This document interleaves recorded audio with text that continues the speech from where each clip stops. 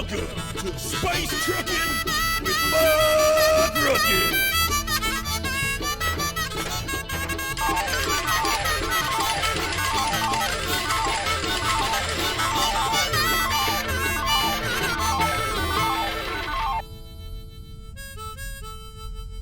All right, Shirley, you got it. All right. Check. Microphone check. 1, 2. I think we're sounding pretty good. Yeah, I hear you. All right. Hey, there's Shy Guy. There's his big, beautiful face. Hey, how about that? Hey, Hey, all right. Let's take a look at Jonesy. Glad to see you. Jonesy, all up on that camera. Hey there, how you doing? Pretty good, Jonesy. Looking sharp. Now, Shy Guy, have you been Yeah. feeling any better? Boy, let me tell you. I ain't never going to trust a gas station egg salad sandwich again. I mean, that vending machine was hot enough as it is, and whenever that sandwich came out, just piping. You know, the damnedest thing, trust. it looked the same going out as it did coming in. I don't know what that's all about. What kind of preservatives or whatnot they put in that damn thing. I mean, one it's point- weird. It's weird that you trusted a vending machine just on an asteroid. Like, it wasn't part of no base. There was nothing there. Just a random lone vending machine out in the void of space. I mean, look, I was feeling a mite peckish, and who can pass up a sale, son? I mean, it's But- cheap. I done learned my lesson. After about a frostbite on the ass, as on account of sticking it out of the airlock to flush me out. That's the last time I'm doing that shit. That's good to hear. I mean, I know we had to cancel the show last minute. Old Shy Guy got a hold of some bad egg salad sandwich out there in the void of space, and let me tell I know how you, it is. I could have done it with just me and Jonesy. We's confident in our abilities, but with the way that Shy Guy was hooting and hollering and howling back there, I don't think I could have cut that audio out.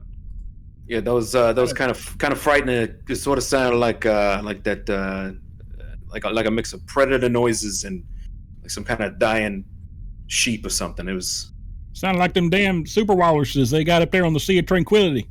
Right. yeah, it was pretty terrifying. But, That's pretty you know, terrifying. live and learn. Big mamas from here on out. Let me tell you, That's the way to do it. any chance we get. So right off the bat here, before we move into anything, I got to give a shout out to a Twitch user, Hux Master J. Let me see if we can get a shout out going for that guy. Oh, Hux Master J. This cat got a hold of me. Apparently, he just got affiliate. I don't know exactly what the qualifications are, but he's kind of new to Twitch, and he just got affiliate, and he and his buddies are going to do. Shy Guy, you might be really into this. Yep. They're going to be doing what they call a glizzy gulpianship. Now, I think this is from Earth Timeline 420.69, where we like to broadcast. Well, sure. And I've never heard this term before, but apparently a glizzy is a hot dog. And Oh, of course. Yeah, right. Of course. They're just going to be eating a bunch of hot dogs and seeing which one eats the most. But here's the thing, Shy Guy.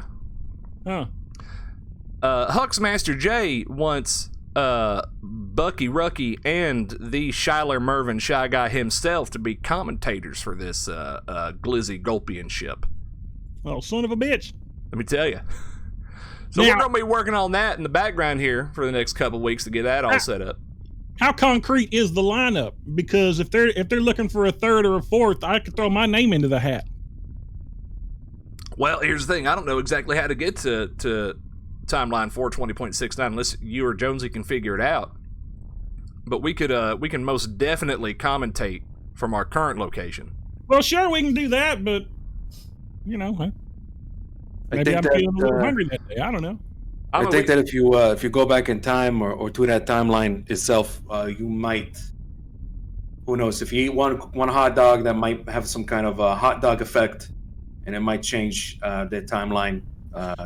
Oh, right. Yeah. The production of one hot dog on one side of the world causes hurricanes on the other on account of the guy eating it and then letting out a trouser cough and that wind current getting swept up into the jet stream and causing low pressure fronts and high pressure fronts to mix together, causing hurricanes throughout the oceans, devastating farm and field and home and city.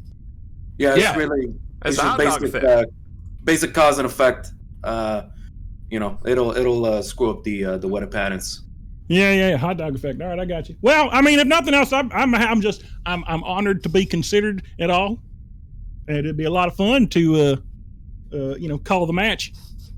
I mean, it's an honor just to be nominated, but I'm looking forward to commentating that match there. See who can gulp down the most glizzies. Absolutely. What more information as we go along on that one? We got to get it set up. We got to find a way for us to get a part of their stream and get everything. I don't know, a bunch of technical stuff, heebie-jeebie voodoo that we gotta get going. Maybe Shy Guy, you could help with that one. But I'm looking forward to it. Let me tell you.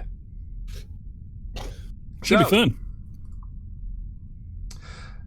So moving into our main topic here, we are going to be putting the hammer down on the Independence Day celebration across all Earth. Right. Praise Gaines. Praise Gaines. Praise Garth if you're a friend of Garth. Praise Gaines if you're a Gainesian reformist. We don't judge here. But unless you're a damn Bryanite. Unless you the followers of Luke Bryan. Yeah, nobody likes followers of Luke Bryan. They're a little weird. Yeah. Right. That'll count for taste, I suppose. If you ask me, Luke Bryan's was a no-talent ass clown. I don't know how he got that following that he did. Right. I don't know. So, today's July 3rd. Tomorrow is July 4th.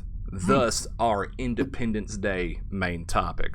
Now, I don't know what y'all been told, but I found some pre-atomic horror historical VHS tapes about Independence Day and its true origin. I do just want to say real quick for the folks on whatever timeline this is, those might be spoilers, so keep an eye out, maybe, but maybe not. Maybe you're fine. Who knows? Just saying, just in case. I mean, right, we might spoil the history for you, but we found these tapes, and Shy Guy, you gotta check this out, Shy Guy. Yeah, now, we all know that humans and aliens have been living in harmony for quite a long time now, right? Yeah. But according to these tapes, and we all know first contact, which happened about 500-600 years ago, but according to these tapes, there was an alien first contact about 30 years after man conquered the moon. No way. That's what I'm saying. That's insane. Why weren't we told about that in Skew? Well, that's because they don't want you to know. It's that's the Federation being pieces of something. Yeah.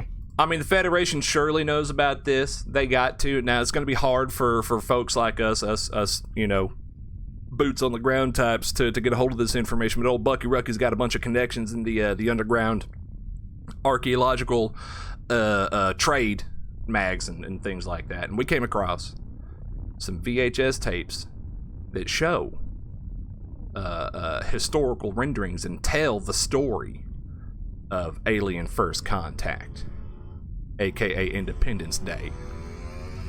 Now, hold on, now, hang on. We're having some. What's going on there, Shy Guy? Just the auxiliary field array sputtering a bit. I think we got it under control now. I think that's what it sounded like too. I think that's exactly what it sounded like. Yeah. Now, so our story, our history, starts about, like I said, about or 30 herstory. years. Come on now. Or herstory, or theystory, or whatever story. We don't judge here. Starts about 30 years after Earth conquered the moon. Now, a lot of this stuff that we talk about happens around this time. This is a very, very important time in history that we might not know about. The Federation may be keeping it from us, and that atomic horror of the 23rd century, which caused a kind of a, it destroyed a lot of history. You know what I mean? Yeah. But at the time, let me look at my notes here. Come on now. So around that time, things get a bit sketchy. We don't know precisely what happened, but we can typically get all the big details and fill in the gaps from there. This historical tale involves all sorts of different characters, but there are a handful of main persons of interest in this story. Now, names are kind of tricky pre-atomic horror. It seems that folks went by many different names. There was no real rhyme or reason to it. For instance, the person I want to talk about right now is a Jeff Goldblum or Goldblum. Is it Goldblum or Goldblum? I mean, no one knows for sure. You can say either or. Oh. There wasn't his nickname, if I'm remembering correct. They called him David. That's right? exactly what I was about to say. In this story, he goes by David. Yeah, I've seen him. That's Saint David of the Church of Gains. He's a very important character. Now, he's part of the, like you were saying, the part of the history that they don't want you to know.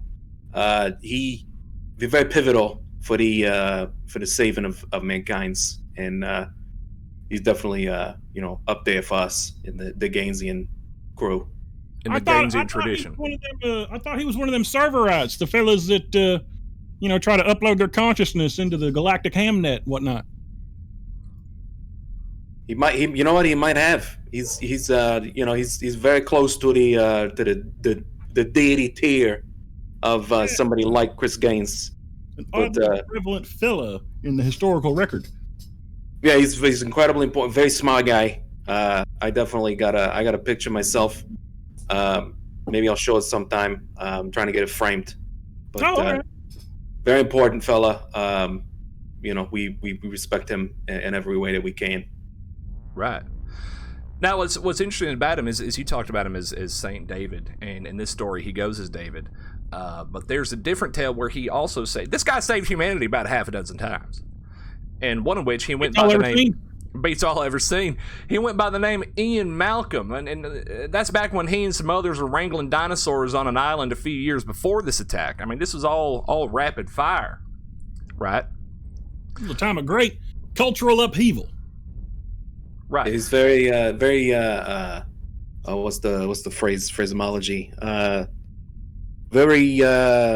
He percolates through all them times. And he always shows up, when you most need him. Unlike certain individuals, we'll talk about them later. But that's when they said, don't hate, percolate. Go ahead and give your boys a break. I think that was an important message that came from that time. I mean, everybody knows that one. Don't hate, percolate. Yeah. Right. So, in this tale, Jeff Goldblum is the manic brains of this operation. And we got not only Jeff Goldblum, we got President Bill Pullman of Earth. We got Willennium Big Willie Style Smith. And we got our beloved hero, my personal favorite character of this story, the beloved hero of Earth, Randy Quaid. That's right. Not to be confused with his brother Dennis. All right. Well, who gives a shit about that Dennis fella anyway? He had a brother Dennis, and I've heard on the boards and seen in the Hamnet that Dennis died in a cataclysmic Earth disaster where the Earth done froze over like Shy Guy did that one time we was at Big Mama Bodine's, and one of the girls in the back offered him a little something special, and he couldn't find the words. Look, come on, man. When you're there, look, I go there for particular reasons, generally involving we know the reasons thereof. Ipso facto, meatloaf. Yeah. Personally, I'd do anything for loaf. I ain't gonna do that though. Right. Let me take a sip here. Hey, that's a fly ass mug you got there, boy. That is a fly ass mug. Check this out. A little custom made space trucking with Buck Ruckus mug. And let me tell you, see this right up here? We get close to that goal, we can open up a merch store. We can send this merch through the portal. I got it set up in Earth Timeline 420.69. And we get that set up, then everybody who's listening out there, hi, how are you? Nice to see you again. And Thanks for you can stopping by. Thanks for stopping by. Tell your mom and them I said hey, and also help us get the store set up so we can send these out directly to you. We'll fire them through all the holes we got. Every damn hole we can think of. And some we can't. Some we can't. Now, We'll find more if we need to. Now, this story of Independence Day, of Earth's Independence Day, the first contact humans had with aliens, it begins on July 2nd in the early hours of the morning, with Earth receiving a mysterious radio signal from beyond the moon. Now, within hours, it's sent someplace called the Pentagon. Apparently, humans' military hierarchy was shape-based, Pentagon being the center for all military dealings. And it's the most structurally sound shape upon which to build a thriving and conquering war machine. So they wanted to really emulate that in their architecture. That's interesting.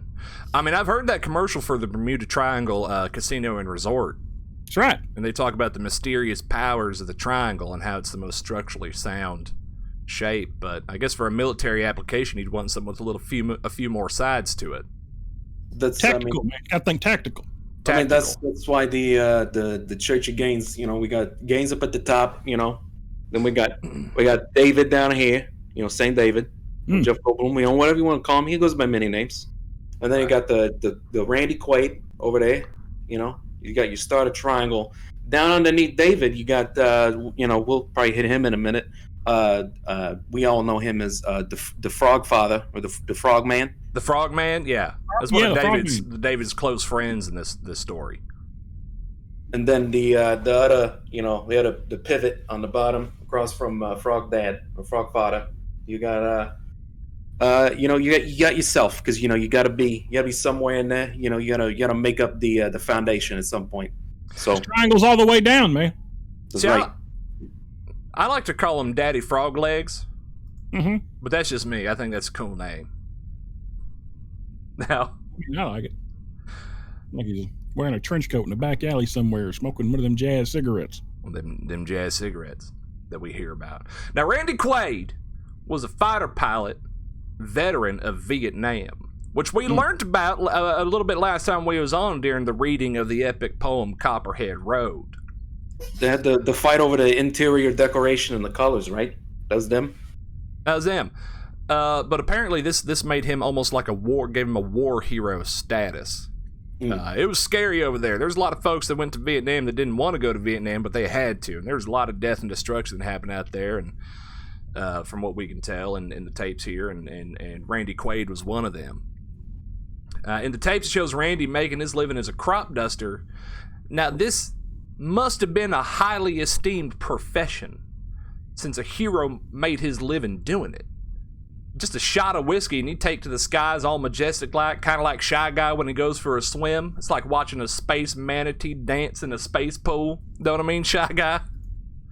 Yeah, that's about right. My mama always used to say, careful, you're going to blind people on account of my skin being translucent and reflective white. Yeah, you lift up your shirt in a dark room and it starts to glow. It's kind of handy to have on dark nights. Let me tell you. I've had to use that a couple times. I think we had to use that a couple times when the power went out here and we had to rely on emergency power. So anyway, Randy's doing his thing around the same time that the mothership up in space is releasing a swarm of city-sized monolithic crafts to go say hey howdy to all the major cities of the world at that time. And let me tell you, these city-sized spaceships light up like the 4th of July when they enter Atmo, which is probably why we celebrate 4th of July, you know what I mean? On the 4th, yeah. On the 4th. It's like a demonic warlock farting something fierce and spicy into the sky. Just a wall of fire and clouds. And don't remind me of farting walls of fire, boy. No, speaking of, y'all got y'all's Super S signal on your ship, by the way. Super S. You don't want to be dropping them warlocks names without the hieroglyphs. Oh, that's right. Yeah, we got that loaded up on every nook and cranny here on Thunder in Paradise. I just want to make sure. Never be too careful. Yeah, the things that shall not be named and remain nameless, aka the Warp Warlocks, aka pieces of shit. The pieces of shit. Anyway. Now, we learned in the ancient tapes that Randy Quaid was abducted by the aliens earlier in his life. He's teased about this by his peers. See, people at the time just couldn't take it. They couldn't take that there was life outside of Earth. This is the state of affairs that we was in back then. Right. They called it the heliocentric model of the universe, wherein they believe the Earth was a giant balloon filled with helium floating aimlessly around the galaxy and the universe. So when people talk about other forms of intelligent life coming, they couldn't even conceptualize because they were all high on the helium. How are you talking like this, everybody? They're running around stars like they got good sense. So it's hard. Look, it's real easy to judge those in the past from the standards of today. But that is how it was back then, and so, you know, they got blindsided for it. Right. I mean, this is all magic to them. It's magic. I'm just like, yeah. Yeah, they all didn't they. When this is the same time they thought it was flat like a large pancake or frisbee or some nonsense, like a pizza pie. Well, that was to my understanding, that was a way earlier.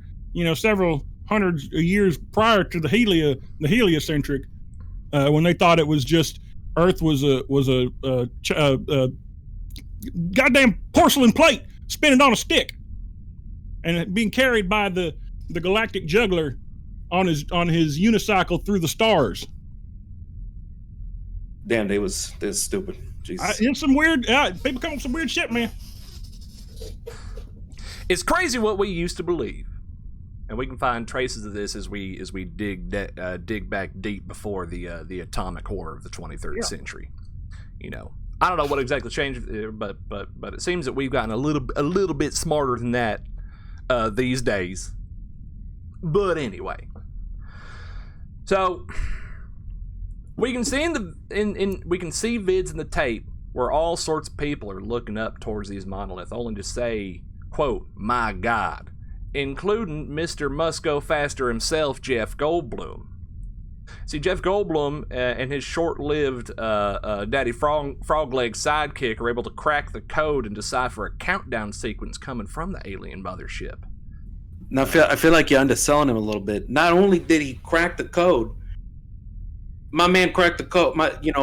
Praise be to him. But he cracked the code in like a couple hours. A freaking language he's never seen. He cracks it, and it gets Daddy Froglegs to come help him. He says some things in a real interesting language, Yiddish. Yiddish, that's an old language on Earth. It's still spoken to this day, but it might have evolved since then. Yeah, and he's dropping all of them's, and within days he's got the whole freaking alien language figured out, and he's mapping stuff together. He's playing like 10D chess with the stars themselves. So that's right. Yeah, Jeff Goldblum and Daddy Froglegs out there just playing 10-dimensional chess to crack. I mean, Earth at the time I think they was just on a binary coding system. I don't think they discovered trinary or quadnary or quantumnary or anything like that. But somehow these two just threw their heads together and cracked some kind of code coming from an alien spaceship, which is, I mean, it's pretty crazy. To use the Yiddish a little bit, if I can, they went to take it straight to the alien Tuckus. Right to the Tuckus. Right to the Tuckus. Right. Is that a derivative of the Ruckus? There might No be. shy guy. It just might be. Come from the same point? There might. Tuckus Ruckus. Buck Ruckus Tuckus. I mean, I think we got some new advertising promotional material we can make out of that. Now, they both look at each other and they say, "My God." Now, Jonesy, do you feel comfortable doing an impression of Daddy Froglegs? I don't.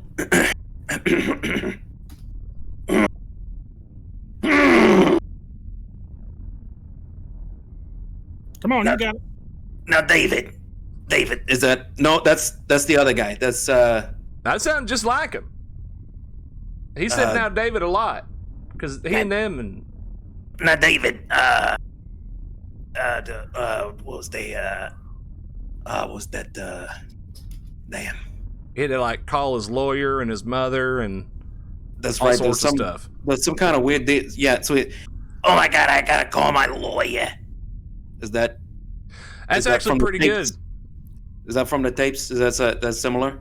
That's similar to the tapes, and then David would respond something kind of like, "Well, yeah, and then this happened, and then we must go faster, and then I really appreciate you, Daddy Froglegs." What's that, Shy Guy? So he's real preoccupied with speed, always trying to go faster, and can't even get the words out of his mouth half the time. A lot of oohs and ahs and ramblings, but somehow they was able to crack the code. Now, it's about this time that William Smith is called into service as a Maverick fighter pilot, and you can tell he's a Maverick by his cavalier attitude.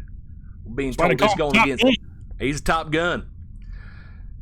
When he's told he's going up against an otherworldly force, he just makes a bunch of jokes. He refers to something called E.T. and how he can't wait to meet him, and we don't exactly know what that's about, but maybe we could dig a little deeper into that one.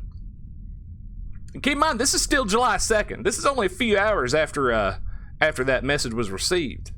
So good on Earth to one, notice a message, and two, get it to all the proper channels. And then, go off out there and try and get something done with it. Now,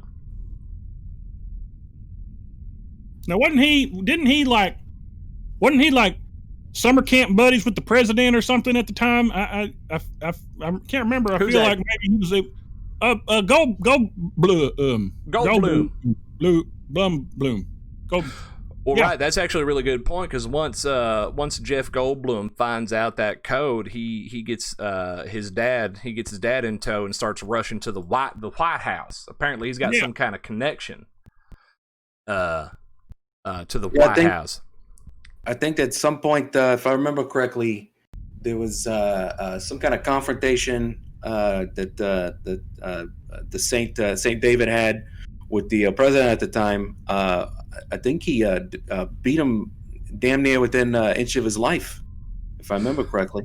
Well, that's right. Now, it appears that Jeff Goldblum, his ex-wife, started working for the president before the president was the president. And Jeff Goldblum was a little bit of the jealous type.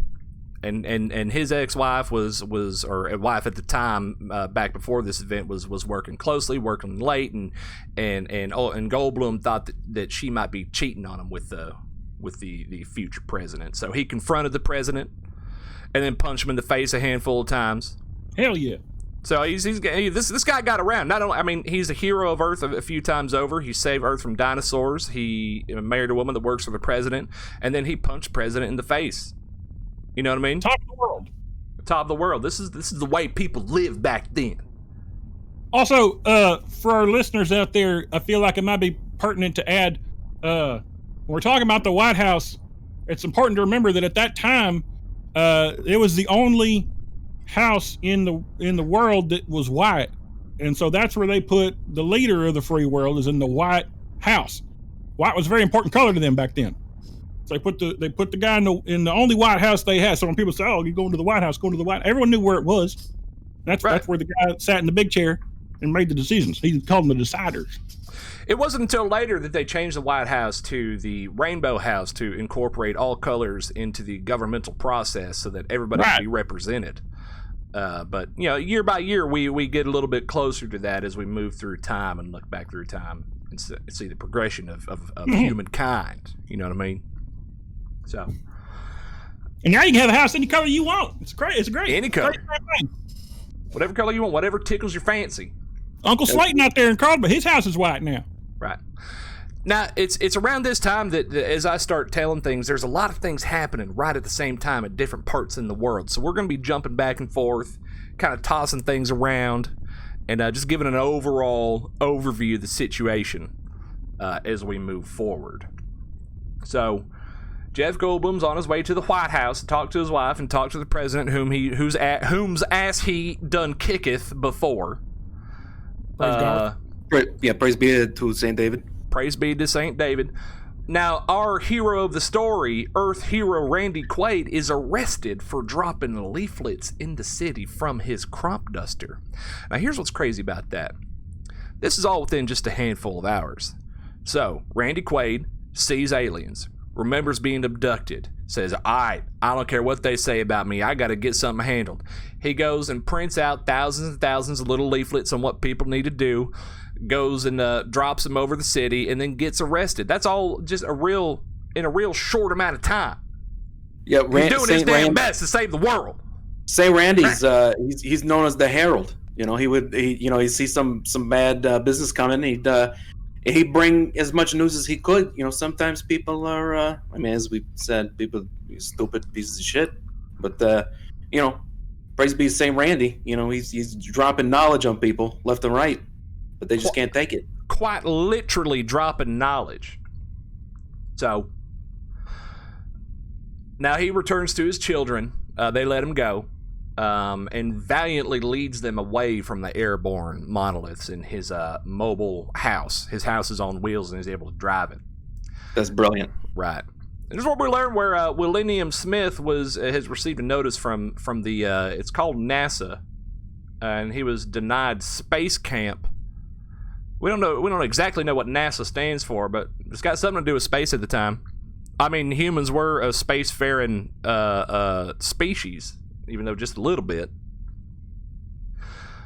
Is that where they take you to go camp out on the moon?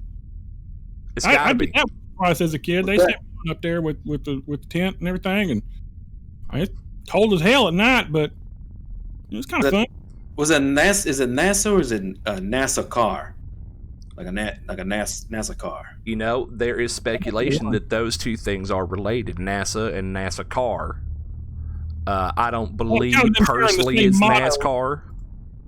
It's on account of them sharing the same mission statement. Gotta go fast. Gotta go. They must go faster. You know, maybe Jeff Goldblum was just tapping into the cultural zeitgeist at the time. All of his must go fasters. Yeah, that's true. They got the what was the other phrase? Because they made it to the Earth first, or excuse me, not to the moon. They made it to the moon first, and they said, if you ain't first, you're last. I think that's on the plaque that they put up there. Oh, that's right. Yeah. Yeah, if you ain't first, you're last. That was on the original plaque that we put up on the moon. That's right. Maybe that's why them aliens were all pissed off, because they saw the plaque and they got angry because they weren't first, so they were last. Well, funny enough, I mean, it does show perspective of the moon. And you can see it's real kind of hazy, it's real glitchy, but you can see where humanity had made it to the moon, and there is a plaque there. We can't read the words exactly, but I can go in there and enhance that photo at a certain point. And yeah, they saw it and they said, well, I'll be damned. If we're going to be last, you're going to be dead. Mm-hmm. You know. So anyway. Now, it's around this time, I mean, everybody's... oddly enough, nobody's really freaking out. There's a lot of images of people just kind of going outside and looking up and just saying, my God, at these giant, monstrous sized spacecraft that are just hovering, blocking out the sun and all sorts of stuff. And here's where a real interesting part happened. Oh, go ahead, Jonesy. One day, let me look at my notes here. Yeah, they go to one city and there's a building called IBM. Got IBM on it, and everybody's that might be, but there's if I remember correctly from the records, there was a bunch of people up there that were real excited to see the aliens, and they obviously there's some kind of traitors or something to humanity for whatever reason, but they go up on the Irritable Bowel building.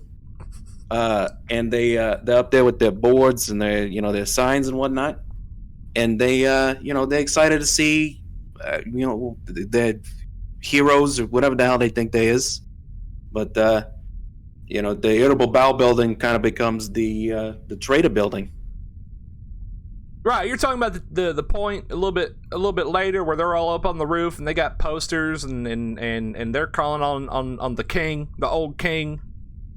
Trying to make the king the pelvis fella with the big hair. Oh, thinking he's gonna come back. Yeah, wasn't he the leader of aliens, the king alien?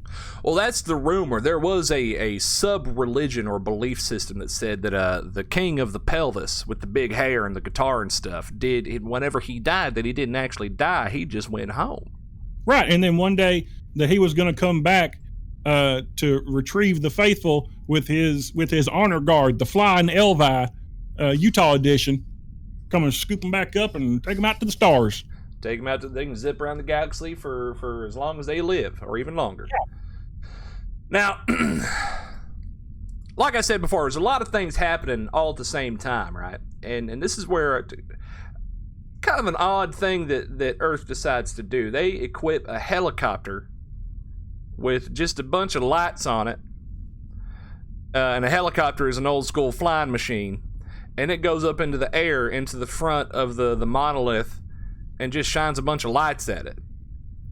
Now, this is all happening just as Jeff Goldblum has made it to the White House, and he's talking to his ex-wife, and he's talking to the president, and he's got his dad there as some kind of plucky comic relief, common man of the people type guy. Praise be to him.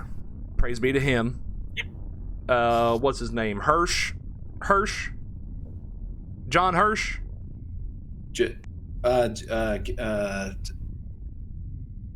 Was it the Father Saint David, Judd Hirsch? Judd Hirsch. Yeah. Father Hirsch had many kids. That's what I know about him. That's all you need to know. That's all you need to know. He's a straight shooter, man. Can't miss. So it's right at the time where Jeff Goldblum is able to reveal that there's a countdown sequence happening that he's been able to intercept from the aliens. And this is right as the helicopters get up to try and, I don't know, flash him to death or something. It's trying to be... It's unexplainable, indescribable. There seems to be no rhyme or reason to it. Some kind of like, hey, maybe we can speak through lights type of thing. And it's right at that time. That wasn't smart, but, maybe they thought they could blind it or something. Blind it? See, what I read is that there was a popular movement back at the time in which people began trying to communicate through the use of bright, colorful lights. They call it the Light Bright movement. Is because they felt that vocal communication was a bit too lacking, and then in order to really enhance the message they were trying to get across, they'd have to basically recreate the constellations in their day-to-day speech. So they'd plug in these little light bulbs into the thing, turn it on, and it would shine the message they were trying to get across to you. So maybe they had taken that and decided to light bright the aliens, but they didn't read so good. So they didn't read so good. The aliens didn't know how to read, because or maybe they just misunderstood, because it's about that time that the president realizes that the countdown sequence is almost at zero, so they get the hell right out of Dodge, just barely make it out as the aliens destroy. They just firebomb every city they're over. And you can see they somehow got footage from atop some of these buildings where they're holding up posters, and there's people cheering like, here come our alien masters, we want to be a part, come save us from whatever. Well, yeah, and then movement. That was all them shitheads out there trying to overthrow the government and whatnot. And they did the they're up there doing their bullshit up there in the irritable bowel building, and then almost as like a goof, the aliens just sort of take a big dump on them on the irritable bowel building, almost like It's funny you say that because as that countdown sequence hits zero, as the clock strikes zero, each monolith opens up what can only be described as a giant butthole, releasing a what we'll see a signature kind of aquamarine teal light, followed shortly by a beam of explosive energy, firebombing each and every major city on Earth. Been there. Explosion so fierce it starts raining cars, and the ancient scraps of tape we can see a wall of fire consuming the cities. Much like Shy Guy last weekend, after he got hold of that egg salad sandwich. Heard that. That's what I was saying. It was terrifying. It was pretty bad. Did you have to put the fire sauce on that sandwich? Hey, man. Sometimes you just got to kick up that spice a little bit. But hindsight's 20/20. That's what they tell me. So Right. next time I'll go for the hollandaise. Get you something just a little less spicy. Take it easy on the exit port, if you know what I mean. I ain't getting any younger. Sure not.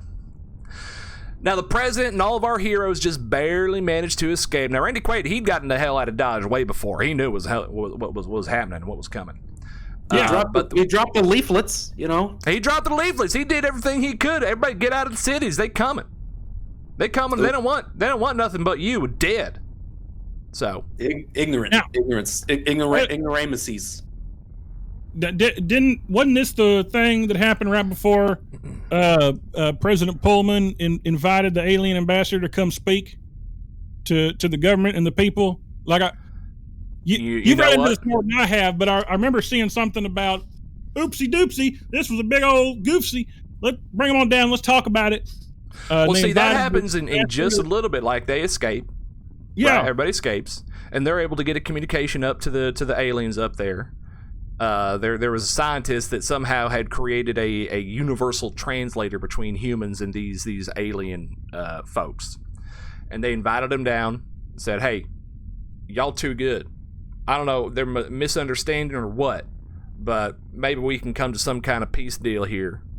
And the aliens come down, and then a general of the military, an ambassador, walks on up to the aliens. There's a ceremony, there's a procession, and they talk a little bit, and they talk through the translator, and the aliens are like, "Hey, you know what? It's all good, player. We're going to be good now." And then somebody in the crowd releases, at the time, the international symbol of peace. The bird, yeah. A little white dove. That's right. All up into the air. And the aliens see that bird, and that is an alien symbol of destruction. So they get out their guns, and they start screaming a little bit, and everybody's toast, man. For the audience, if you're interested, there's an ancient Earth tune you can go back and look up that talks about this incident happening. It was written by a fellow named the Prince. I think he was related to the king. It's called "When Doves Cry," and it was about the doves crying because the aliens opened fire on the peaceful crowd for letting the dove go. Right. Interesting stuff. If you're a historical buff like we are, you go check it out. This is what it sounds like when doves cry. In fact, when that general walks up to the aliens and says, "Hey, howdy, how are you?" The aliens respond in turn, and I've got a recording right here. The aliens say, and apparently that's something that's not good news. Evidently. I don't know what it means exactly, but whenever if you're ever out there and you hear this coming through the radio, that ain't good at all. Time to get the hell out of Dodge. Get the hell out of Dodge. What we learned is that the aliens are some tricksy bastards. They like saying one thing and doing another. "Hey, it's all good. We come in peace. You're my buddy." They be spouting that ack stuff into that translator. I mean, we got it in the tapes. They're walking around patrolling the cities, and they talking to that little translator, and it sounds like this. And then it comes out, "Hey, we come in peace. Just go ahead and come on outside. We'll take care of you." And they're just blasting folks left and right. Yeah, they're like the galactic goofsters, just some nonsense. They lull you into a feeling of peace and tranquility, and then you come out. Next thing you know, you're just a smoking red or green skeleton on the ground. Skeleton. Just nothing left. Nothing left but a pile of bones. So anyway, after that comes July 3rd.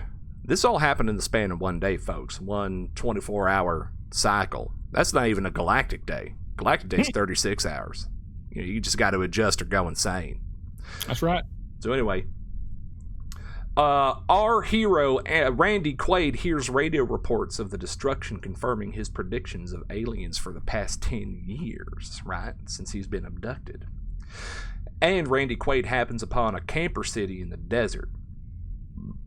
just to give you a status update on what he's doing. The President Pullman wakes up from a nap he took on the airplane, believing his wife to be dead after the attack.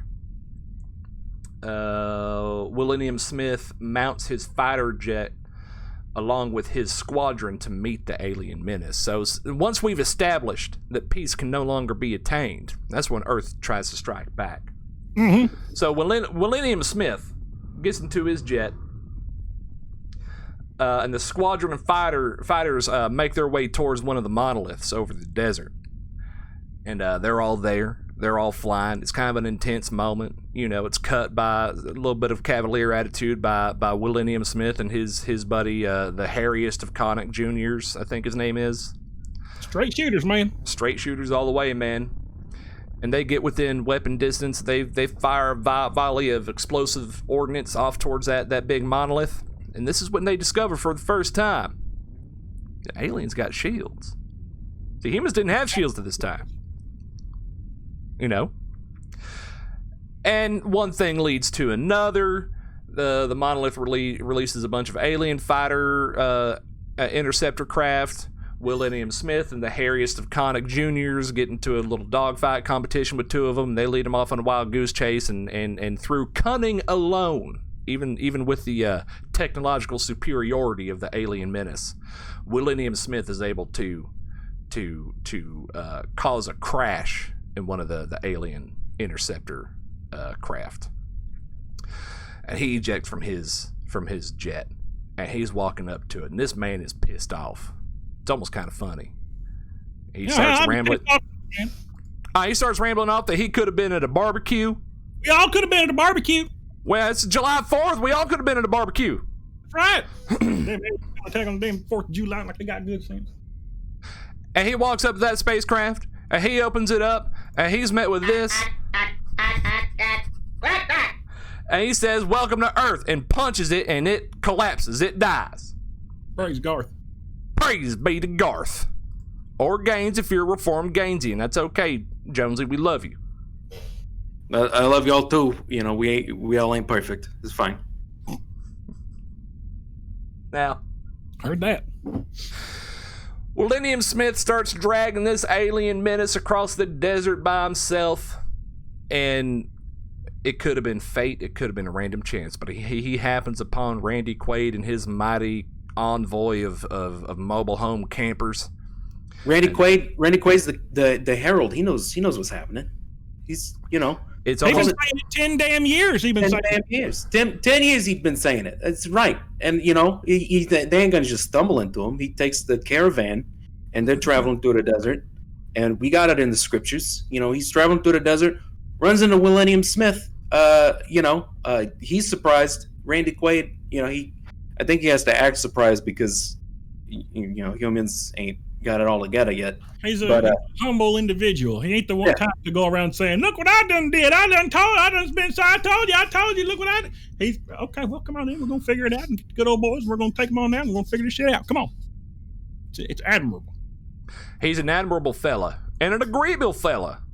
I mean, even beyond this, he was talking all sorts of stuff. So William Smith. Actually, Randy Quaid leads William Smith to an air base by William Smith's direction, and this air base is fabled even in its time. It's called the Area 51, or the Studio 51, Studio 54, Area 54, something like that. Something like that. In the scriptures, we would refer to it as the hallowed 51st area. The hallowed 51st area. More you know. A secret military installation. So even Bunzai Taylor in the chat says 51st area. So that makes sense. That tracks. Oh, so she's a follower then. That's good to know. It's good to know there's some others. Maybe this is taught in the timeline in which we're broadcasting. But anyway, so they're led to Area 51. In fact, the President Pullman and his cohort, the Weasel Man Redhorn, who apparently headed up the Criminal Intelligence Agreement Office, the CIA. Yeah, piece. Something What like a All right. what a turd. He Of course, mentions- they're involved. Of course, they're involved. Up to begin with. Now, it's about this time as William Smith is on his way to Area 51 that the Weasel Man, Redhorn, from the Criminal Intelligence Agreement at Sea, makes it known to the president that, hey, you know what? Back about 40, 30 years ago or whatever, we had an alien craft crash land. And it's held at the 51st area. Or Studio 54. I forget. Everyone. So they make their way to Area 51. This is where all the points converge. You know what I mean? To tie the knot of the story and get everybody together. Right. So they all make their way there. President goes down underground. They meet a Dr. Brent Spiner, who's a real fun fella. He's a scientist. He's the one that forming the first human Starfleet, right? And went out to after the atomic. Isn't that the same one? Isn't it? I thought, yeah, he's if I remember correctly, he's part. He's part cyborg, or he's To a robot or something. Yeah, He's like an android type fella. yeah. But it's around this time that he's real cheeky. He's got long, wild gray hair. The party days. Party days. You know, it's He used to have a mullet. I remember. 1996, pick up sticks, you know what I mean? Part up. So they make their way down there. The president is now informed that aliens had been discovered before, and he was kept out of the loop, even as president, for what they call plausible deniability. It's something that the Federation uses all the time. Because the damn Red Horn was, you know, I agree with Shy Guy. I think Red Horn was in cahoots with the Man, been saying it. Cahoots all over the damn place. But I digress. Who's been happening since the time of these stories. You know? Hoots on hoots on hoots. Hoots on hoots on hoots. So they make it down there. There's an underground laboratory, and excuse me. When William Smith shows up, he provides a fresh alien specimen. See, this Brent Spiner, Dr. Brent Spiner fella, shows the president some captured alien specimens from the 60s, from about 30 years before. And they have an intact space interceptor craft that apparently only woke up within the last 24 hours. You know, it goes to show the technology that the aliens had. Yeah, surprise, surprise, surprise. You know, the Herald went through, told everybody was going to go down, and they show up to the hollowed 51st area, and oh, look at that, the freaking spaceship turned on. Well, you would have known if you'd listened to, you know, Randy Quaid. I mean, Randy, yeah, he's been saying it for 10 damn years, and it's so crazy that they try to arrest him and make him out to be some crazy person when even deep in the government itself, the Federation of the time, they knew what was going on. They wouldn't confirm nor deny. Actually, they denied a lot, but they would not confirm the existence of aliens or anything like that for national security or whatever. Like, we don't have a right to know or something. Balloon, right, on the heliocentricism. You want to pop that balloon. That right. Cause all kind of bullshit. I am balloons, swamp gas, whatever the case. Yeah. Now, so they bring that you know, the president and William Smith and everybody and even Jeff Goldblum and his dad, Saint Hirsch, are all introduced to the alien spacecraft and that it exists and all this kind of stuff. And they start to perform an autopsy on the fresh alien specimen, right? And here comes a really icky part. Now, these things look kind of gross. There's kind of two interpretations. There's this weird kind of wide-shouldered tentacle thingy, and it's a little biomechanical suit. We also seen the aliens take the form of like in a little like green jumpsuit with a big glass helmet and big brains. It's kind of all freaky deaky. You know what I mean? That's the one I know. The big brains with the globe on their heads. And they wear like sparkling outfits and stuff. The real, you know, they look like they're gonna goof you every time. I mean, not that, you know, them for probably the ruling class as such. That's why they had the big brains and the fancy collars and whatnot, because they're the ones telling them big old tentacly bastards what to do and when to do it. Right. And they're doing an autopsy on one of the big tentacly bastards. And they cut it open, and there's a little feller inside of it, and he pops out and says this thing again. It almost sounds kind of pleasant. And it grabs a hold. Here's the thing, though. It grabs a hold of Dr. Brent Spiner. Right? I don't know where this is going. No, not at all. It quickly dispatches of all the medical staff inside of the operating room, and it grabs Brent Spiner with its tentacles around its throat, around his throat, and now it's communicating telepathically, like some aliens do, you know. And it's able to speak to the president finally. And it says all sorts of things, that they're like a locust thing and peace cannot ever be whatever, and everybody's going to die, and it's going to be a bad time for everybody involved. You know, so now we know for certain that these creatures are up to no good. I think it was around that time where the red horn guy, where he was, you know, he starts pushing the president. He says, "Hey, we gotta, you know, nuke them. Let's nuke them. Use the nukes. We gotta nuke them. We gotta nuke them."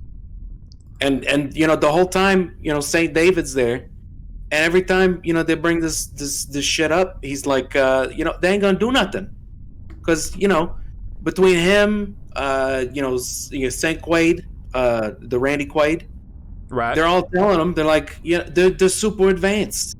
Y'all saw, you fired this shit off. To be fair, you gotta nuke something. That's true. Sometimes you just gotta nuke it. You gotta nuke something. Why not nuke the aliens? But, you know, St. David was saying the whole time, is, you know, they shot the rockets off, and it didn't do jack. And then they, you know, they poop out just insane levels of power. You think your little nuke's gonna do something? It's just gonna piss them off some more, and then they're just gonna start nuking everything else themselves. Well, it's funny that you say that, because they do end up trying to nuke the aliens. They send a nuke out, warhead up into space to hit one of the crafts up there, and then it just kind of reaches out with a little mechanical arm and like a little satellite gun thing. Just sucks it up. Sucks it right up. You know what I mean? Sucks it up like a Sunday glizzy competition, gulpianship. You know what I mean? They just goofing you, and I think goofing. If I remember correctly, there's an image that comes afterwards, and they inhale it and start laughing. They think it's the funniest shit they'd ever seen. I mean, it kind of goes along with the heliocentric, because it gets at them like helium. Voice get all high, they have a good old time. So the nukes don't work. You know, now we got to find another way. We got to find another way to attack the aliens. And this is where a nuke within a nuke. So, everybody's freaking out. They don't know what to do. Brent Spiner's dead, you know. And this is when Jeff Goldblum has another little epiphany. He decides that he's going to use some kind of technomancy, like a computer virus, to infiltrate the mothership. You know what I mean? And the way You're gonna use their own powers. Gonna use their own powers against them.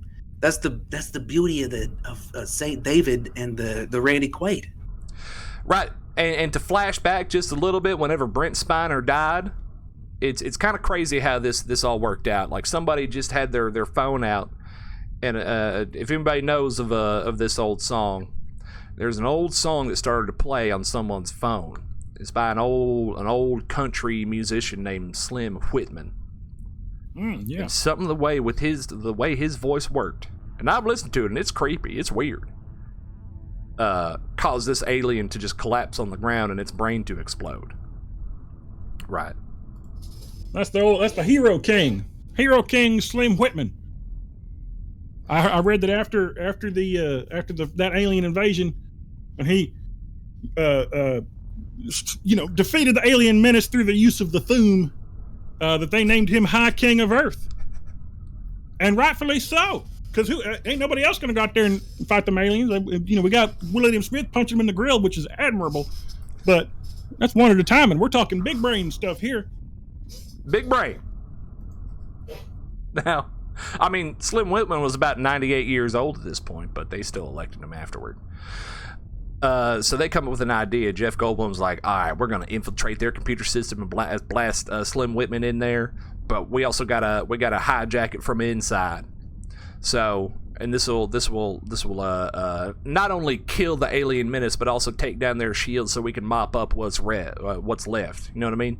Quite literally, because application of the mighty voice of Slim Whitman caused them big brain bastards' head to explode, and green gunk just went all over the place. They're gonna all over the damn place.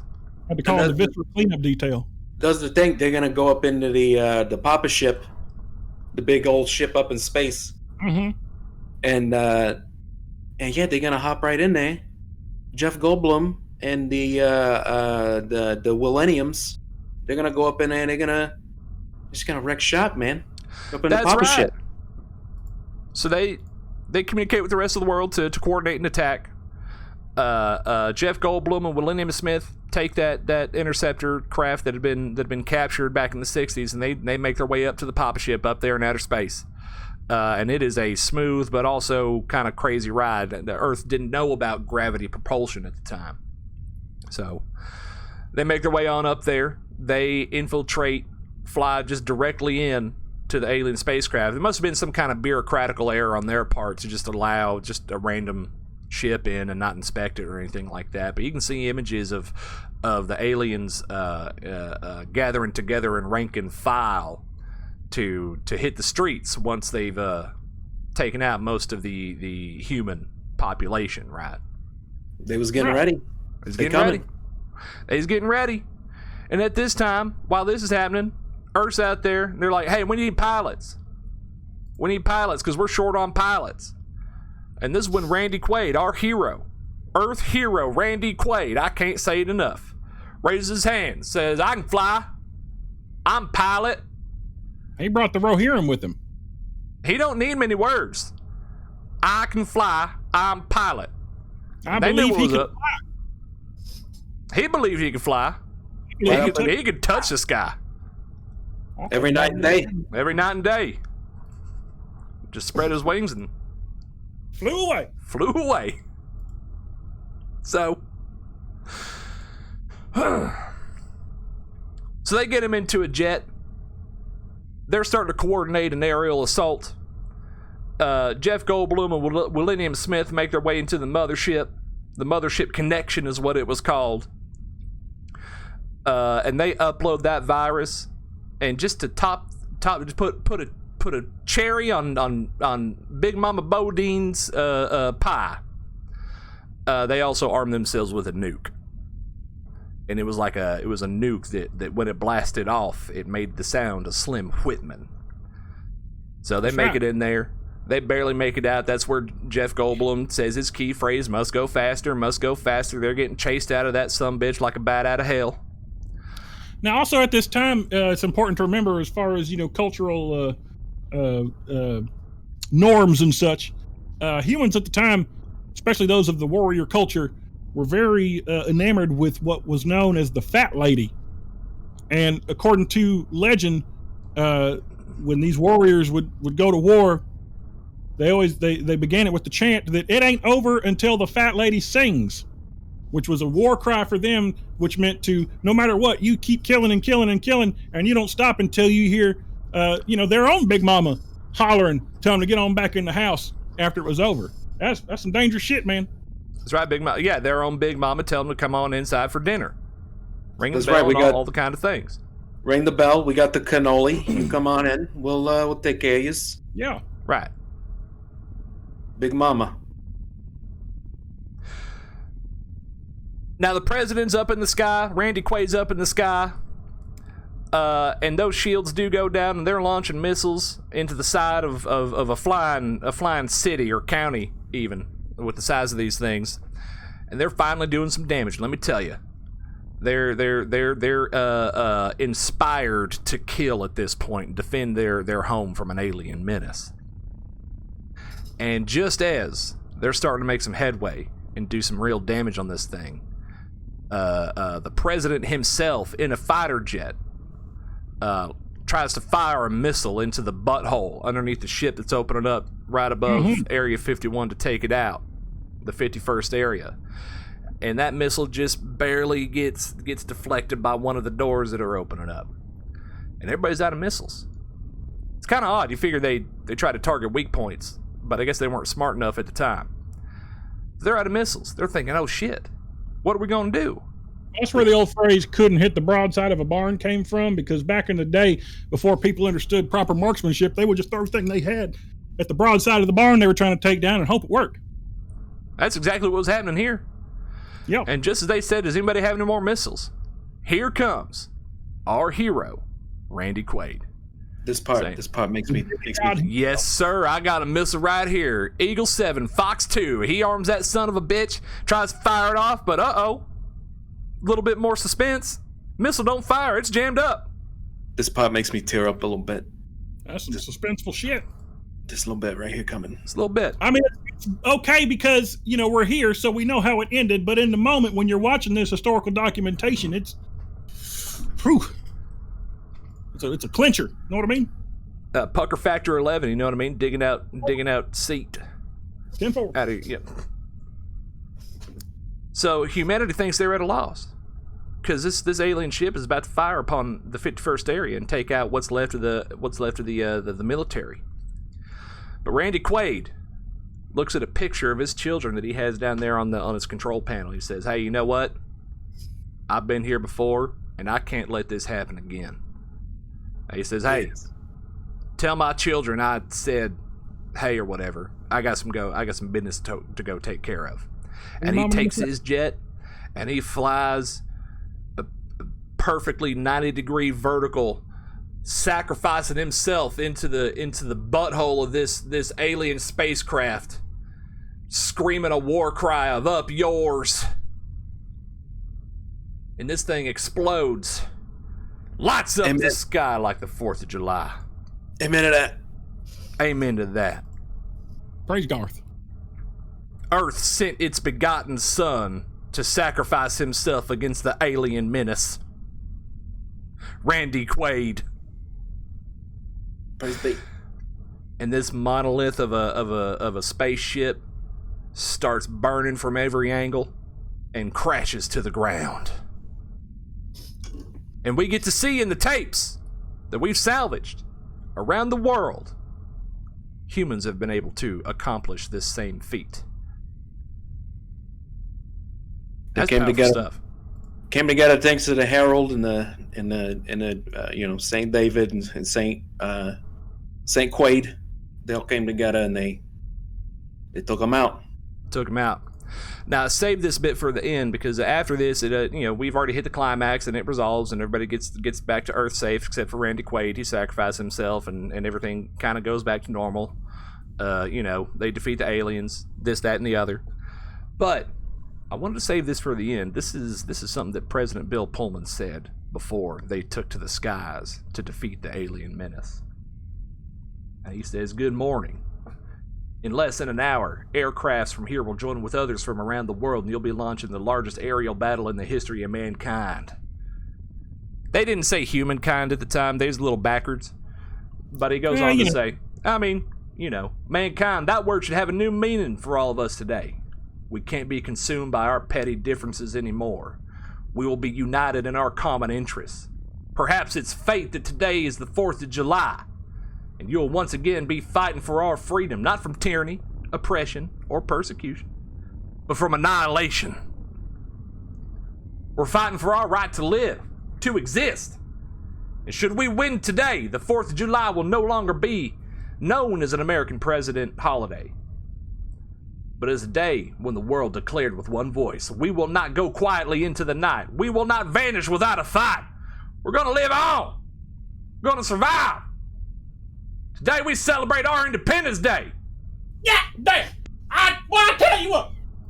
That's enough to get you fired up, boy. I put me in that damn jet. I take him out my damn self. Sorry, get a little heated there. Make it fly up all the damn holes. Just get them. I know. I'll take an old fighter jet and fly right into that butthole. I don't give a shit. Let me at him. Let me at him. And then some things happened. And, they smoked a cigar. That fat lady sang. Willie M. Smith and Jeff Goldblum made it back home. And everything turned out all right. But this is the story that we have uncovered about the true origin of Independence Day, about the 4th of July and where that term comes from. And I challenge you to debate any of us here with any alternate history you might think happened or whatever the Federation's feeding you. Some Federation nonsense. They don't know. They're in cahoots. They ain't cahoots. Tell you what. So how about that, folks? Yeah, it was a hell of a thing, man. And then there was, the poets wrote about it afterward. There was that ditty from Miss McBride talking about let freedom ring, let the white dove sing. She was there that day when they blew up Congress. She wrote about it. Today is the day of reckoning. Reckoning. There we go. Let the weak be strong, the right be wrong. Rolling stones go away. Let the guilty pay. Fuck them aliens up. It's Independence Day. Man, fuck them aliens up. Bring a tear to my eye. Fuck them. Really, any institution that's built on oppressing its people, we should fuck them up. 10-4. 10-4. Right up in the assholes. We all need to think about this story next time we're feeling down or feeling that we coming up against adversity in any kind of respect. We gotta channel the spirit of Randy Quaid. That's what begat the phrase "I'm feeling Randy." It talks about I'm finna fuck some shit up. Are you Randy, baby? I'm Randy. Gonna get up in that alien butthole. That's right. Get up in that butthole. Get Randy. Get up in there. Get Randy. Get up in that butthole. Know what I mean? That's right. Praise Garth. Praise Garth. Praise Gaines. If you're a Gaines reformist like Jonesy here, we love you. We all ain't perfect, like I said. That's right. Fine. Tell you what. How about we take a little commercial break and we'll be back in just a minute. That sound good to y'all? I go for that. I'm a bit heated right now. I'm a little Randy myself. All right, we'll be right back after a word from our sponsors.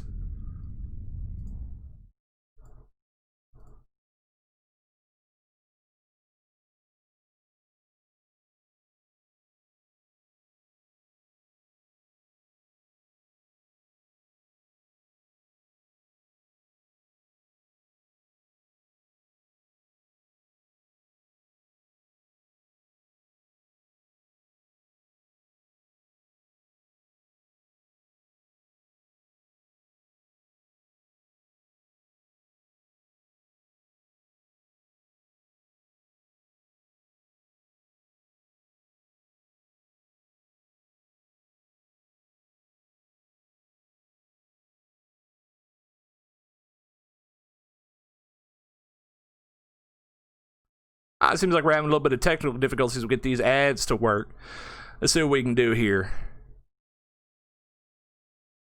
Always you least expect it. Let me tell you. Got a little too Randy, you guys. I got a little heated. I might have accidentally bumped the dynamic transference module. May have thrown it offline. I got them all. You know how it is. I got them all set up to go. I hear about eliminating the ancient alien menace. Gets me all up in my hackles and whatnot. I feel you. Let's do it this way. Get your Randy beyond belief. Well, yeah, that'll happen too. Usually for me, if it gets me too much, I just take a cold shower. Throw my arm out the airlock for about a second or two just to get that cool feeling. That cool breeze. Yeah, I mean, not breeze per se, because there ain't nothing in the cold, uncaring void of space, but it is cold. Cool you right off. Cool you right off. How you looking there, Captain? Well, everything looks good on my end, but there's just no audio coming out. I swear to God. I'm talking about. I did this perfectly. I tested all of them beforehand, and they all worked. Every goddamn one of them worked. Mm-hmm. It's the It's the Federation. I'm telling you, it's the Federation fucking us up I'm right good. now. We've been playing a little fast and loose with the rules, my guys. Maybe they're Here's what coming we're to gonna get do. theirs. Here's what we gonna do. We're gonna do them all over again. This will only take a second. We'll just throw this one out here. If damn the Federation. Yeah, that's right. But more importantly, whatever you hear, whatever you may hear, we ain't quitting anytime soon. Know what I mean? Don't let them fool you once they come around and say, "Oh, we found old Buck Ruckus and old Shy Guy out there floating around in the lifeless, eternal void of space. I guess they just couldn't hack it." Nope, and that ain't us, man. We're here for the long haul. Don't let them fool you. Plausible deniability. That's they say some shit like that, then Federation's enemy number one. A number one right there. That's right. A number one. Like a sauce, like the steak sauce. All right, I got an idea. Mm. I got an idea. Oh, Bro Malia here says he wouldn't trust that Jandy either. He sounds like a straight shooter, but there's something off about him. I don't know, he may be on something there. A little shifty. They's in cahoots. Ah, cahoot! Man, they's all in cahoots. Every time. Every damn time. All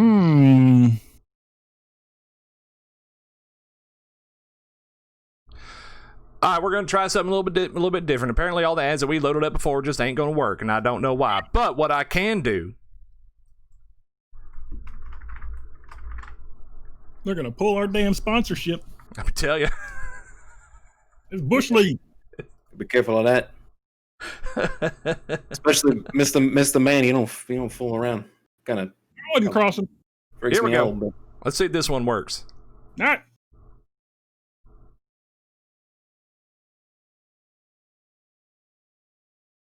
Oh, that one ain't working either. Hot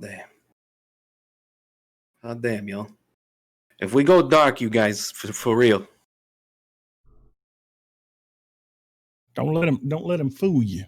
Can't get fooled again. Know what I mean? Fool me twice. Fool me three times. Can't fool me again. Fool me can't get fooled again.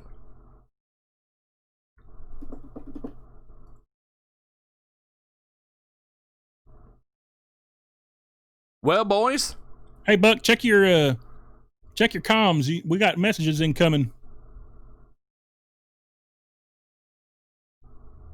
Well, yeah, I see it. I see it. Let me see.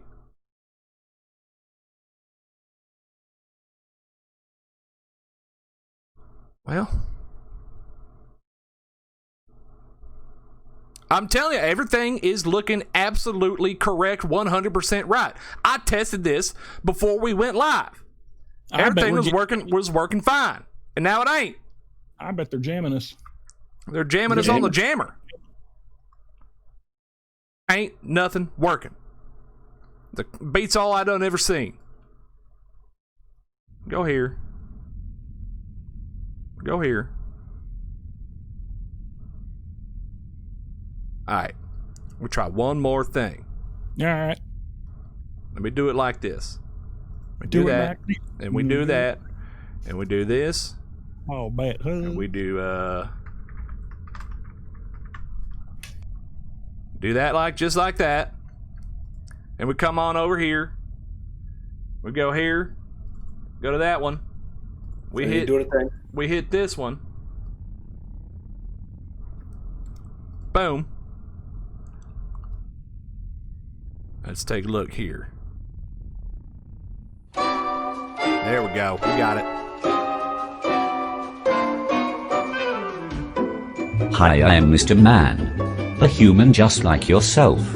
I enjoy human things, breathing air into my chest cavity, walking with my leg bits, and excreting liquids and solids. Mr. Man, system-wide generic product line. Quote-unquote great value. We have excellent food product, great cheese product, superb food product, amazing cloth product, extreme sports items. All your human needs you might need as a human or other. Come down to Mr. Man, system-wide generic product line, your source for all human item needs since 2836. In honor of another cycle of value, this cycle we have a 3.141592653% off of all items for humans. If it doesn't say Mr. Man, system-wide generic product line, it ain't for you, man. Back to you, Buck. Ruckus and Company.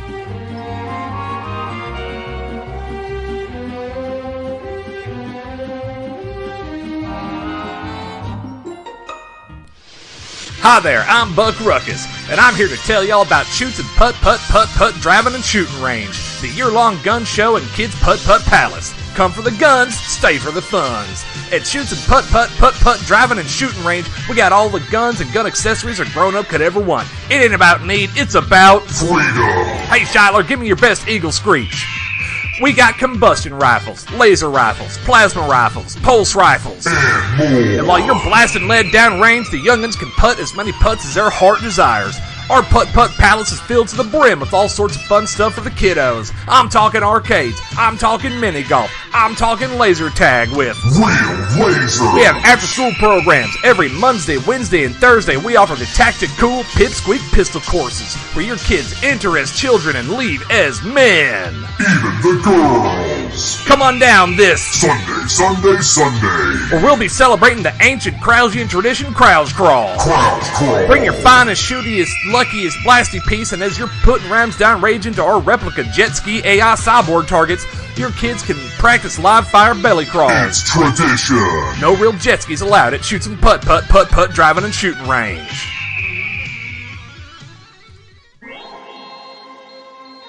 Children of the Magellanic Cloud, rejoice. Yes, rejoice, brothers and sisters, clones, aggregate entities, and superliminal quasi-beings, for your time is finally at hand. Yes, it's true. The great explorer is coming again. Space Magellan. He's coming, friends, to finish his voyage and take the true believers back to the final port. Tune in to Neutrino Frequency 1489.4.27.1521 every space hour and join us as we venture deep into the mysteries that Space Magellan reveals. Take part in our affirmation of faith that only he can chart the true course through the void. And finally, join us every fourth space hour as we band together to reject the lure of that hated spiral, that disgusting pinwheel of evil, the Milky Way. The Greater Church of Magellanites prays that all your courses be true and all your natives peaceable. Go and navigate the waters that Space Magellan reveals.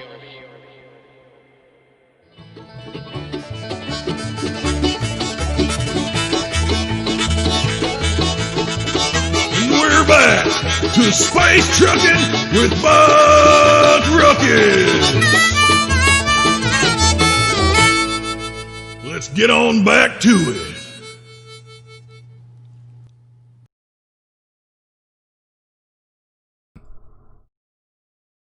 All right, we're back to the show, boys and girls. Yeah, buddy. And theys. It's a pleasure to be back with you. I apologize about that technical error with the commercials, but I swear to Garth, I swear to Gaines, I swear to Brooks and Dunn, and hell, even Magellan, everything was working pristine, perfect before we went live. That's because it weren't technical. That was the Federation being in cahoots. Yeah, we're getting slam jammed, man. Cahoots all day. All day, cahoots on cahoots on cahoots. Hoots on hoots on hoots. Anyway, it's a pleasure to be back with you. We're getting ready to take some calls about Independence Day, and I think we got a caller on the line with us right now. Caller, if you're there, hey, how are you? Welcome to Space Truckin' with Buck Ruckus. You got Buck Ruckus on the line. What's your name? Where are you calling from? Well, hey, boys, it's me, Speakeasy again. Oh, it's Speakeasy. Damn. Well, I was just calling in. I heard your story, and I really enjoyed it, and I wanted to tell you, boys. I didn't know if I told you before. My last name is Quaid. Speakeasy. Your last name is Speakeasy Quaid? I'm Speakeasy Quaid, boy. Get the That's hell up right. out of here. Damn right. The Herald is my greatest, way back grandfather. I mean, greatest is the power of 10. So that's about 20 lines back. Well, the records. This is long pre-atomic horror, so records did get a little messed up. But I think it's maybe greatest by a factor of about 14. Greatest by a factor of 14. So you're related to the great Earth hero Randy Quaid. Yes, Saint Quaid. Distantly, but that Saint Quaid, the Herald, he is, he preserved us, he kept us, and he fought the damn Federation. He was the first of us. He was the first of us. He was the last of us. He drinks a whiskey drink. He drinks a vodka drink. You know what I mean? That's right. That's right. That was his preferred drink of choice. It is said that Randy Quaid would sing the songs that remind us of the good times, and he'd sing the songs that remind us of the best times. And I'm likely to believe it. I am too. He sang every damn song. He was a legend. Now, my granny Tough Talk, she told him that the Quaids, they'd lived by the axiom, ever since then, what would Randy do? And we say, whenever we're in hard times, what would Randy do? And he'd probably fly a spaceship up some space hole. Spaceship up the space hole. This is spaceship. Granny, who is it again? Granny Tough Talk. She's a sharp woman. She is. She knew her stuff. So Granny, give it to you straight. She knew the old tales. Granny Tough Talk. Granny of Speakeasy. That's right. She didn't hide behind anything. She gave it like it was. I can appreciate that, especially in a matriarchal figure as such. That's right. She held the Quaids together for some time. It was a hard time after we lost the family fortune. Y'all lost the great Quaid family fortune. Now, I'm surprised that Randy Quaid, also known as Best Quaid, was able to outshine enough that his brother, Dennis the Menace Quaid, didn't steal all that money and everything. The dark horse of the family, the son of a bitch, Dennis Quaid. That son of a bitch, Dennis Quaid. Yeah, Dirty Dennis, we call him. Day after tomorrow, Dragonheart, he did everything he could to kill his brother's glory. Right, he's dragging hearts all around. Day after tomorrow, Dennis, That's right. Personally, I tell you what, I saw that old document about the dragons, man. He was in cahoots. I'm telling you, cahoots, man. He was in cahoots with the dragon, going around burning all these damn villages to the ground, trying to get, trying to bring them back. Trying to bring them back. Whatever it was. Fuck Dennis Quaid. That's right. Fuck Dennis Quaid. That's what we can all say here. Fuck Dennis Quaid. Praise be to Randy. That's right. Son of a bitch. That usually when we celebrate the life and times of the best Quaid, we always we end the sermons with a fuck Dennis. That's right. We all go eat at the buffet. That's right. As we all say, fuck Dennis. Let's all go to the buffet. Best $1.49 buffet in town, Shy Guy. That's right. You get some of the yellow, a little bit of the blue. Don't get cheap on me. That's right. Jump it all on. I gotta keep telling you every time we go, we only need one plate when we go to that buffet. Man, stop sticking your head under the glass. Boils don't share food. You gotta fight for what you get at the dinner table. I'm gonna get my own damn plate. Granny Tough Talk said, whenever you stick your head under the glass at a buffet, then it's you that is the fool. That's a beautiful saying full of wisdom. Could you say it again, please?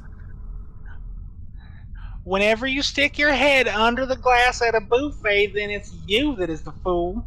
She would say. Old Granny Tough Talk would say it every time. Just such simple wisdom. It's That's you that right. is the fool. It was up there with what would Randy do? Family axioms. What would Randy do? He wouldn't stick his head under the glass. That's No, right. he wouldn't. So it He'd was a sacrifice cardinal himself rule. so you could stick your head under the glass, but he ain't gonna be an ass like that. That's right. That's right. Oh man, I wanted to tell you boys about I just finished it. I just got the last piece to the side paneling to trick out my space trailer. Oh, And yeah, I got it looking like Randy's motor house. Well, hot damn, you gonna send us some pictures or what? Yeah, Oh, we'd I'll love get that. right on it. I'll get right on it. I'll send you some pictures here in a few. Yeah, I'm shoot us some dying. images of that temple. I'm dying to see the face or the face behind the voice of Speakeasy. That too. One Yeah. of these days, boy, I'm gonna get set up with a camera. And I had to get a lot of savings to get the trick out the trailer. Did you use the And services now- of Spice Up My Space Truck? That's one of our right. sponsors. Spice Up My Space Truck. They really hooked it up. I heard the ad and I was like, give me some of that. Give me some of that. What would Randy do? He'd spice up his great trailer, his temple trailer. Temple That's right, he trailer. did. He did until, and they drove across the great voyage across the desert, him and his motorcade. Mm-hmm. And I took that as inspiration. It's got the dust. Well, it would have had dust anyway. Stroid Now- Farm is dusty work. Now, Speakeasy, have you been able to, or I don't know if you have the gumption for this, but in the tapes, I ain't got a Hey, lot you of might- gumption. I think you're made of gumption. But as we saw in the appreciate tapes, and you might know this just from hearsay or what Granny Tough Talk told you, Randy Quaid would often pull his crop duster airplane behind him in the trailer. That's right. With the Have- wings all folded up. Yeah. You been able to hook that one up, or maybe we could get you some help out there so we can get you that airplane. Maybe you can go crop dust the asteroids or something like that. Yeah. I don't really see a purpose to it, but it is aesthetically appealing. I will admit. It's been outside my price range so far, but it's a pipe dream. It's a pipe dream. Everybody lives Some on do. pipe Pipe dream. dream. Something to reach for. That's right. But one of these days, I'm gonna get a airplane for space. Well, it's good to have goals, It's Ain't true. no air in space. I don't know what I'm gonna do with it, but it looks great. I bet it looks beautiful. Just That's as beautiful as Granny Tough Talk and Randy Quaid himself. Granda Tough Talk Quaid, she was like I said, she was the linchpin of the family for a generation and a half. Like a rock. Oh, she- like a she- rock. And she taught us that, of the trickery of Dennis. Yeah, you can't.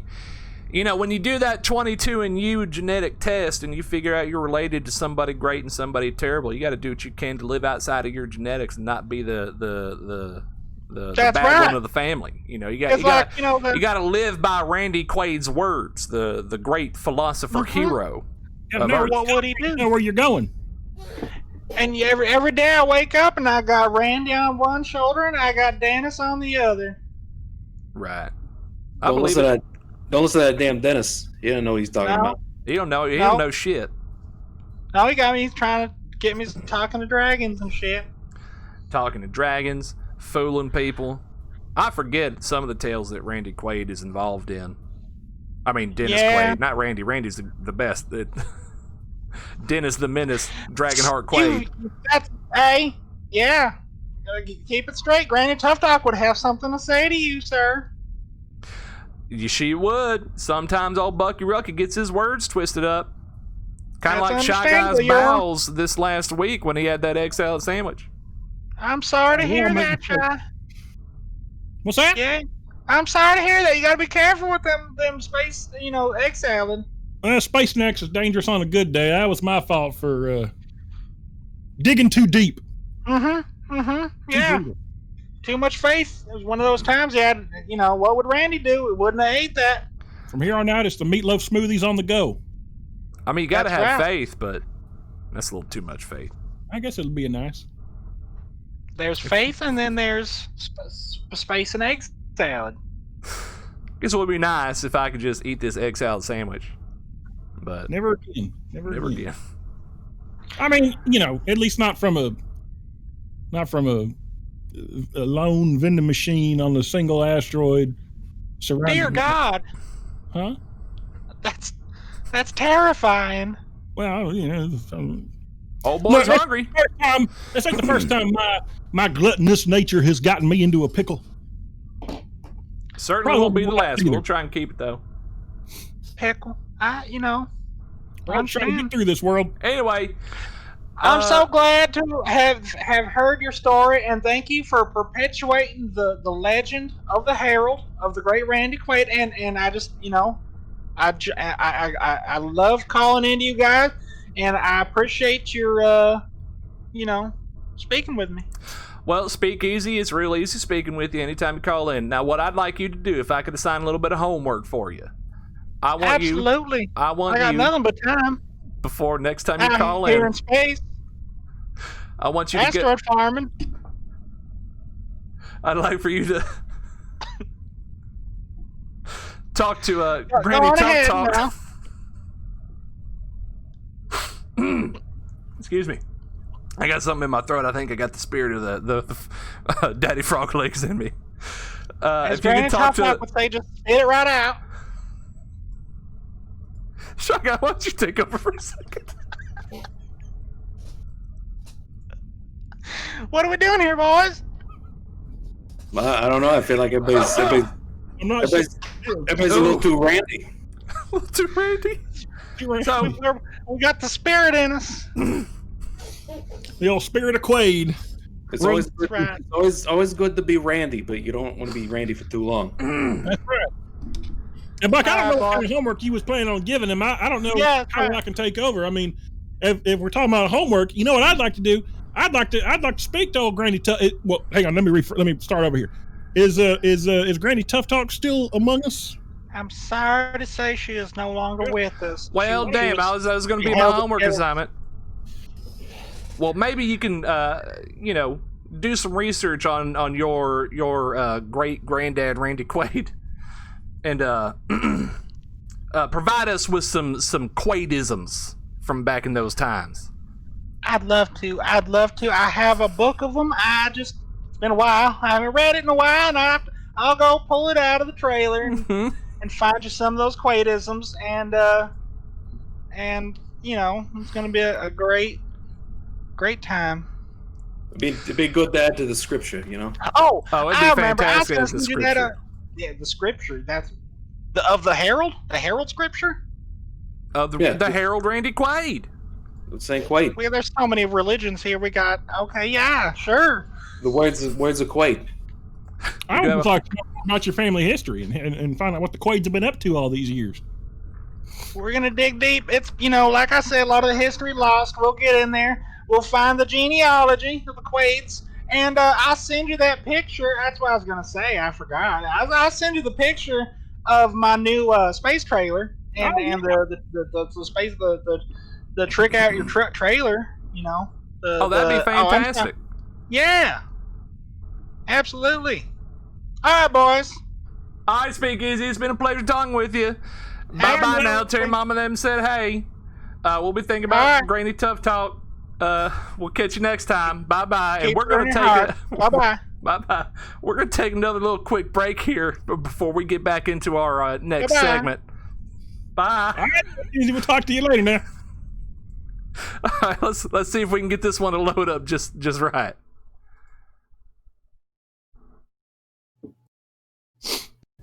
Hi There we go. there. All right, we'll be back. Have you or your loved ones ever suffered rogue impacts on your planet due to local asteroid smashing competitions?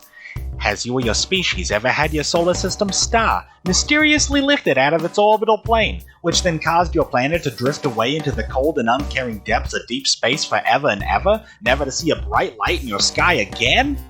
Has you or your loved ones ever heard a radio ad from that son of a bitch Joe Bob Huckenchuck, the Star Sledge? Well, fuck that guy! I'm Jandy Bronzini, and I'm here to make sure that you and your family's fortunes don't get blown into cosmic dust. Or your species, you know, whatever. Whether it's car accidents, star accidents, collateral asteroid impacts, or those Imperial Death Star-y type situations, I got you covered. I'll represent the hell out of you and make sure that your pain and traumas is treated with the respect and punitive damage that you deserve. Call now at 1-866-GET-JANDY. That's 1-866-GETJANDY, and it's D as in dumbass like that Joe Bob. Make sure you get it right. My family's home planet was destroyed by a rogue comet impact caused by some amateur water miners. Jandy helped us to recover what we could and to get what we deserved. We may just be floating on a rock in space now, but at least we're doing it in comfort. Thank you, Jandy. If not for Jandy, I'm not sure what we'd have done. What with the plasma snake swimming up out of the sun and consuming our whole dang planet. Jandy sued the snake and the sun, and now we're living over yonder on the neighboring planet, and we're doing it in style. Thank you, Jandy. Hey, you got it. I'm in the business of helping folks like yous. It makes me feel good, like I'm a good guy or whatever. You know, call now.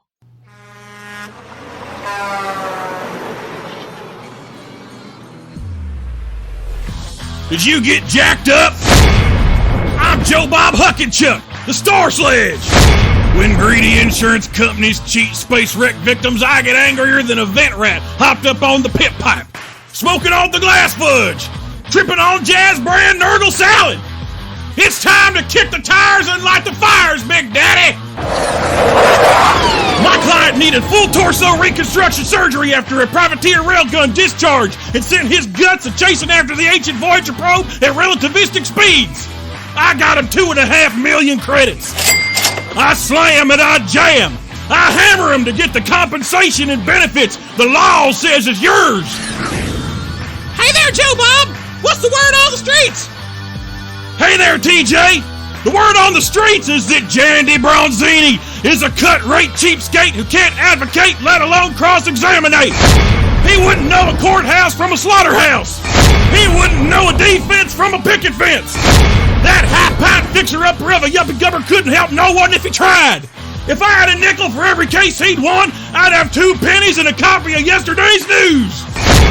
If you want real results that you can write home to mama about, if you want to get what's owed to you quick, fast, and in a hurry, if you want someone who can put the hammer down and get the job done, then call me, Joe Bob Huckenchuck, the Star Sledge. Man, don't get hurt again. Call Joe Bob now. And fuck Jandy Bronzini. Principal offices on Riverside Island.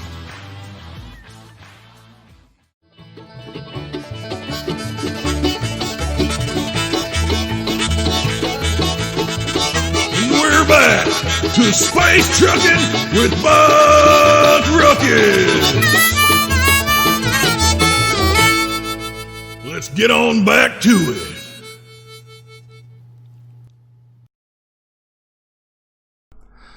All right, and we're back with it. Howdy, y'all. Welcome back to Space Truckin' with Buck Ruckus. Hey, y'all. And I do believe it is time for a segment we like to call Jonesy's Conspiracy Corner. Jonesy, what you got for us today? Oh, actually, what I'd like to talk about a little bit before we get into that, before I get ahead of myself. Yep. Did y'all hear those 2 commercials back to back? Jandy Bronzini and Star Sledge? Oh, yeah, they was fired up. Man, I tell you what, they're diss tracking each other, man. I ain't never heard anything like it. They sound like a diss track just when 2 men sit alone and write poetry about each other. It's kind of sweet when you think about it. A little bit, but it's like a warrior poet, like a fuck you and the horse he rode in on type of poet. You know what I kind mean? of like old Randy Quaid back in the day. Oh, up yours and blowing up the damn aliens, I guess. Yeah. He's a warrior poet of his time. He can fly, he pilot. Spitting that fire, boy. I think we might have to contact Star Sledge and Jandy Brozini. Maybe we can get him on the air sometime soon. Why not? Ad time. I'd talk to him all day. They be getting pretty randy together, I tell you that. Getting real randy. Channeling their inner randiness towards one another. I mean, we already got Quarter Boulder and Epic Beefums. We're kind of in the business of mediating those that have issues with one another, or beef with one another, no pun intended. Yeah. This might be something we can kind of do as a little side hustle here on the Space Truckin' with Buck Ruckus show. Hey, why not? You find a niche and then you fill it. Right. Fill them holes. Fill them holes. Fill them holes up. Jonesy, what's the good news, my man? Well, no real conspiracies today. I do need to make a slight retraction. So let me.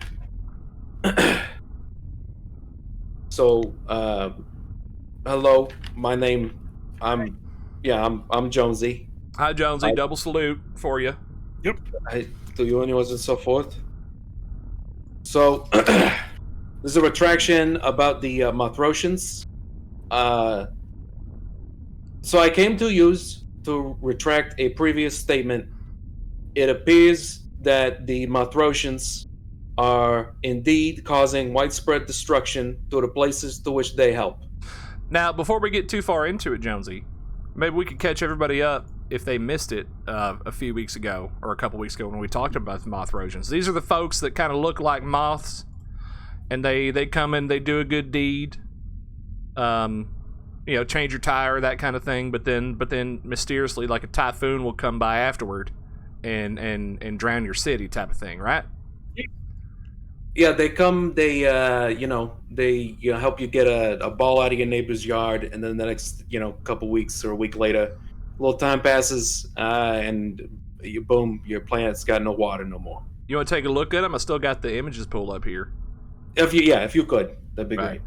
Some of them look a little spooky, so be forewarned. But here's Mothrosian number 1. There it is. Damn. Look at that guy.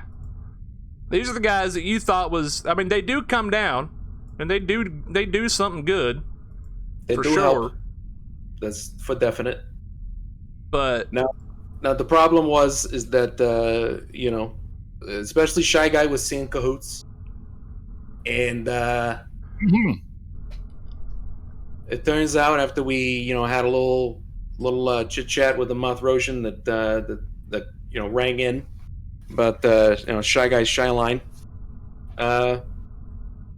It turns out they are responsible for the planet-wide devastations of many a planet. They might also potentially be involved in the eradication of a certain someone special to me. My first wormhole, Sarah. I remember Sarah. So I do need to make a statement to retract my previous statements of that they ain't nothing wrong with them. They be fine. They ain't hurting nobody. Turns out the amount of power they got to take to get from there, whatever their dimension is, to our dimension, it causes some planets to lose their water, or attacks from the clack on the innocent Flaxians. I was going to bring it up. Even the clacks of clack, which is a cause that you've kind of been the spokesperson for. Like they came down and they provided all the children with tall hats, but then when as they left, they flapped their wings and it caused a hurricane wind force thing that knocked all the hats back into space. It does appear as such. This is true. Right. And even Sarah won. Your favorite hole. My favorite hole. To clarify, wormhole that we use to transmit Right. Don't want to cast this broadcast into several different timelines. In fact, there she is. Hold her up just a little bit more. Raise her up. There she is. There's that big, beautiful hole. Beaut. Right there. So, I do need to make a retraction, so if I might, I will read my retraction, and hopefully this will ease some pain and some tensions that I may be responsible for. Even chat saying double salutes for Sarah. Double salutes all around. I do appreciate that, tweeters or twitchers. Thank you. Tweakers. Tweakers and twitchers. To anyone, I appreciate that. So,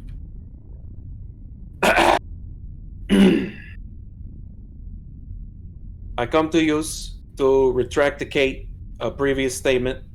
It appears that the Mothrotians are indeed causing widespread destruction to the places to which they help.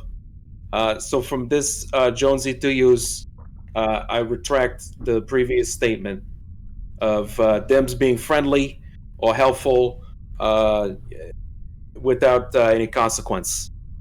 So all my apologies, and in the words of Saint Quaid, up yours, Mothrotians.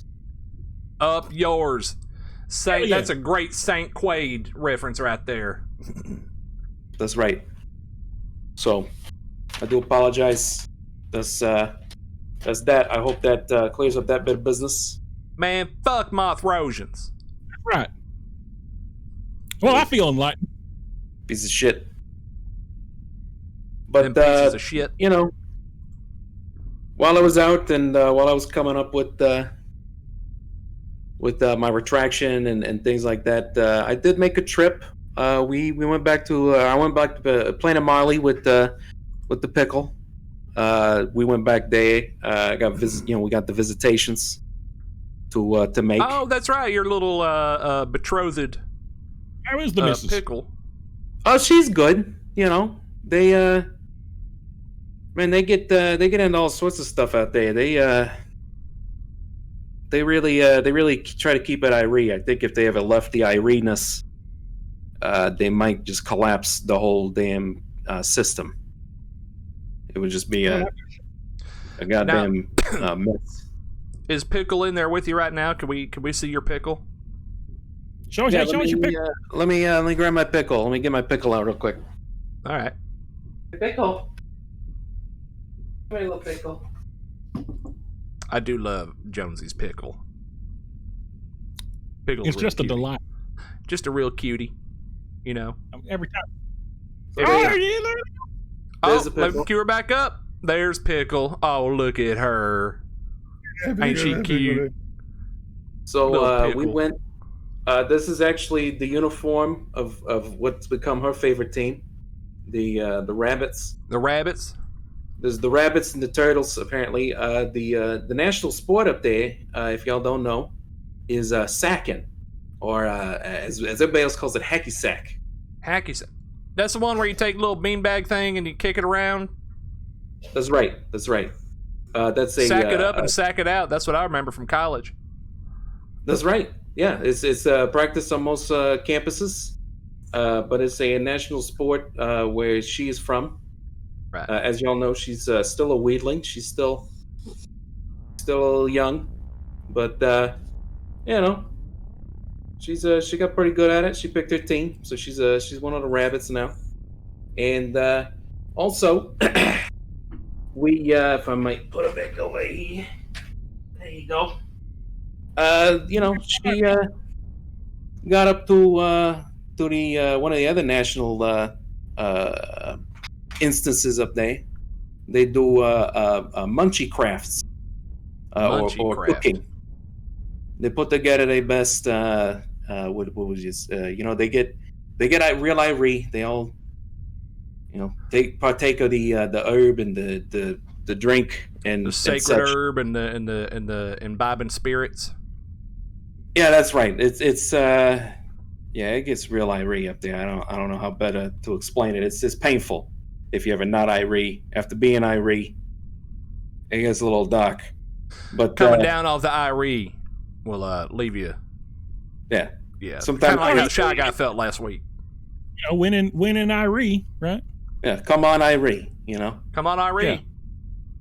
But swear. you know, she On Irie. she actually won. We're pretty proud of her. She got she got the best in spirit at that particular event. The most spirited. Most spirited of the munchie making. That's her. That's a high honor. It's an honor just to be nominated in that category. It is. We would have been proud either way, but she really pulled out all the stops, and so her dish was it's a pizza on the outside. That's your base, Right. and then you got a thin pancake out of that. Pizza and pancake. Then you get the burrito, on top of that, and that's inside got it, the beef and beans and cheese and stuff, or. So actually, she put a twist on it. She actually put some of Mama Bodine's mystery meatloaf in there instead of all that. Oh, I'll be damned. I got Shy Guy all excited. I got me a little excited, too. I'm getting hungry. What? It was delicious. Ready to go. On top of that, you take all of that, and then she would put it in a vessel. For her, it was a, let me see here. It was actually a beanie, one of them caps you put on, Yeah, a beanie, like a hat. Yeah. Beanie weenie? Not necessarily beanie weenie. I think somebody had some beanie weenies in one of them. Now, was it bad. a beanie made of beanie weenies? No, it was just a regular beanie. Okay, just a regular beanie. And she put that in there, the pizza, thin pancake, burrito with the mystery meatloaf. Put all that in there. It's like a carrying case, and then inside of that, they just dump Mr. Man cheese product. He's liquefied, Oh, that's I'm good. Mr. Man cheese product. So it's a pizza, and on the outside of that pizza, it's a pancake with maple syrup, space butter, and then outside of that, it's a burrito. But the burrito's made out of Big Mama Bodine's meatloaf. It's got meatloaf and then the burrito. That's right. And then it's in a beanie and filled with Mr. Man's cheese sauce product. That's right. I'm getting so damn hungry, Jonesy. It was good. It's like pizza's on a pancake. You can have pizza anytime, I mean, pizza on a pancake. You can have pizza in the morning. You have pizza in the evening, and pizza at supper time. Right. Anytime. And you fill it beanie weenie, Mr. Man cheesy weenies. That sure is good. That's good eating there. That show is good. Yeah, so she got the most spirited, and we didn't, she didn't win the number one choice, but it's the spirit of the thing that she got. Sadly, all the juices and whatnot will go out of the beanie, but it was the fact that she put it inside of the national hat of the planet, the planetary identification hat. The beanie. Yeah. Right. And so, that's awfully clever. We're pretty proud. For Pickle. That's right. She, Pickle made it, I don't want to say she got it from me. There's definitely some of the Clam Clan in there. Did you see the Clam Clan out there? Yeah, we hung out. She actually got to spend some time with Captain Joey of the SS Clams. And they seemed to hit it off, They had a good time. She seemed to have a great time. I hung out with the missus, and she went out with Uncle Joey. I think he taught her some of that strange space magic he does. With all the weird stuff in the background. Looks like he's going through some kind of weird dimension. Oh yeah, that horrific, vivid nightmare of a world beyond reality, in which 1 equals 3 and black equals white and up equals sideways and cats and dogs are living in harmony and all sorts of stuff. Yeah. Sounds terrifying. Yeah, I tried to stay out of that because but oddly beautiful. It is chaos. It'll suck you in, and then you lose track of all reality and self, and that's a little much for me. I don't get that irate, but that's a bit heavy for me, man. A little much. So she went off learning some of that. I request from her that she don't do none of that around me because I'm terrified of that. Now, Jonesy, I know that you're probably going to make the occasional stop back on Planet Marley. But now that I'm a few weeks out, I kind of want to go back to Planet Marley, and I'm wondering if you fellers think it'd be a good idea if we set it up to maybe once a year.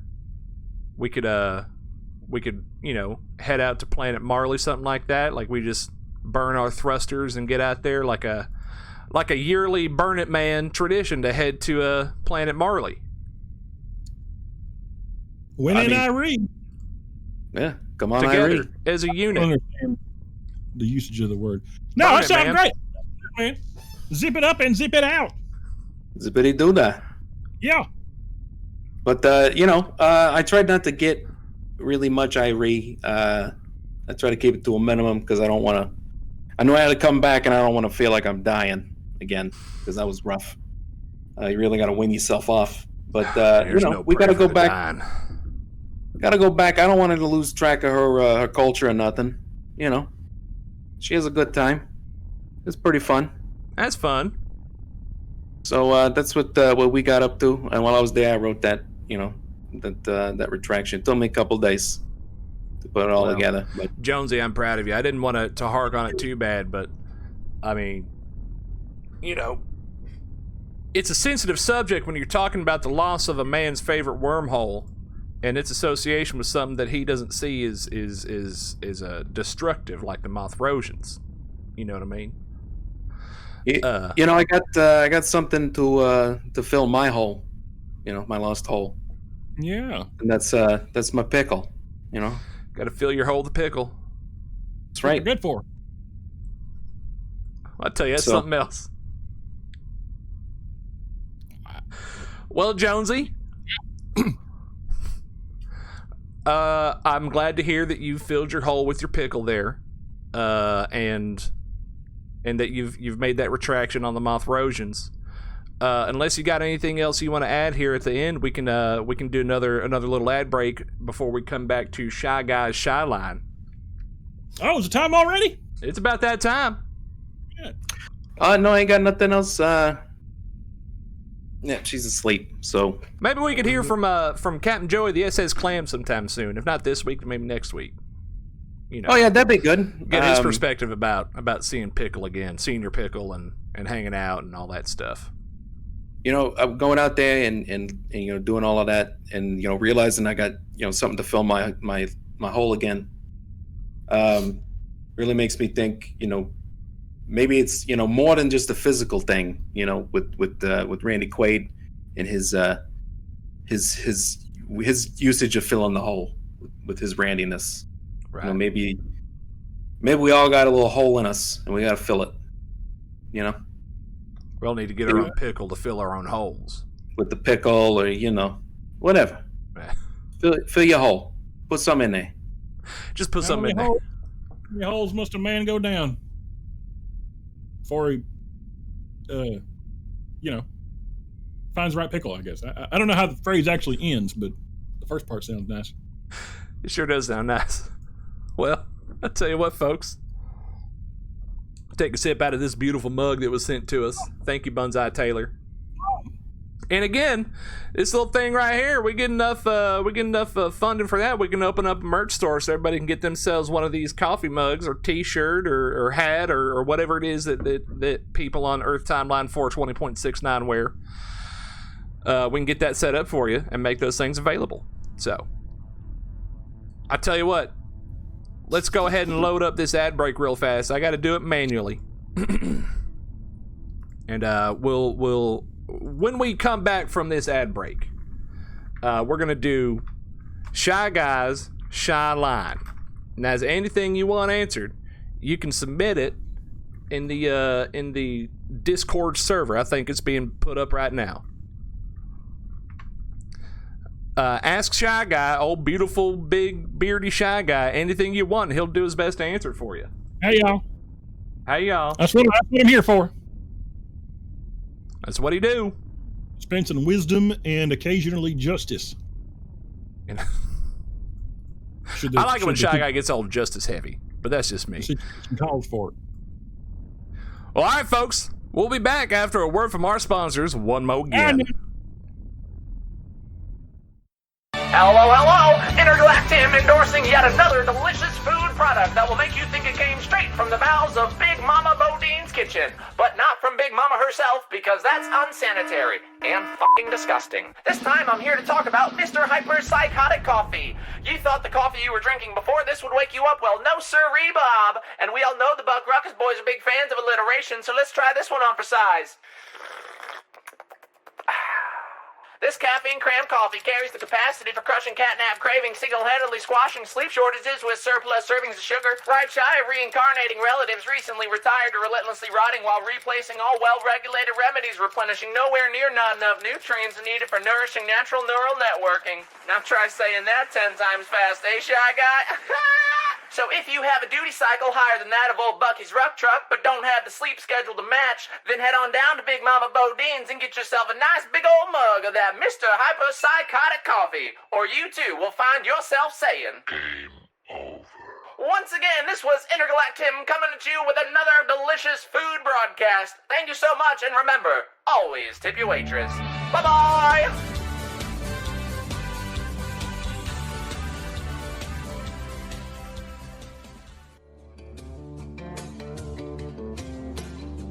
Some say it's how the belt was won. Some folks stare down that space hauling line and see the past and the future. When you haul for a living, you ain't afraid to look down the barrel of that warp tunnel and charge off into that unknown. You might know where you're going, and now you'll know how you get there. Introducing the Wayland Christofferson Highwayman Mark IV Space Freighter. This big beautiful bitch will handle the heaviest of hauls. That's a huge bitch!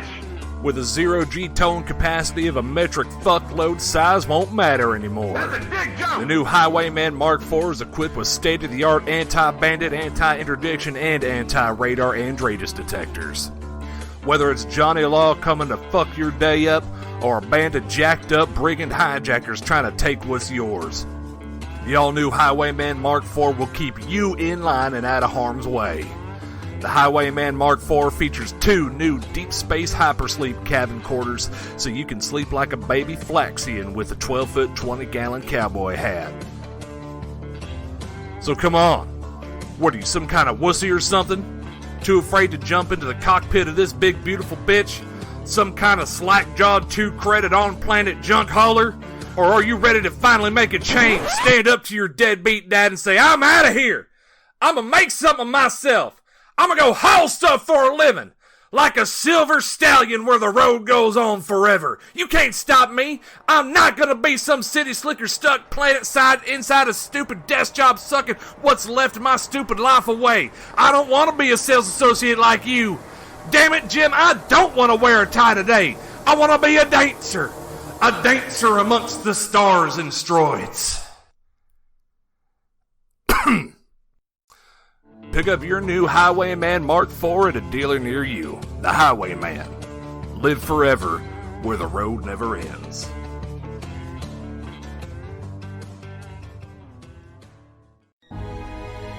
Beyond darkness, there is light. Beyond a thorn, there is a rose. Beyond practice, there is perfection. Beyond second place, third. Until you take out the competition. Beyond patience, there is a short memory of the citizens in this system. Beyond danger, expendable employees.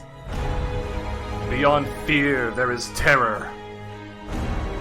Beyond terror, there is acceptance.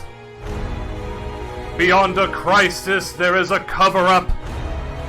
Beyond the accident, the evacuation. Beyond the lawsuits, the bribes. Atmos Eternus. Profiting from your ignorance and or willful disregard of our accident history. Atmos Eternus. We're in everything.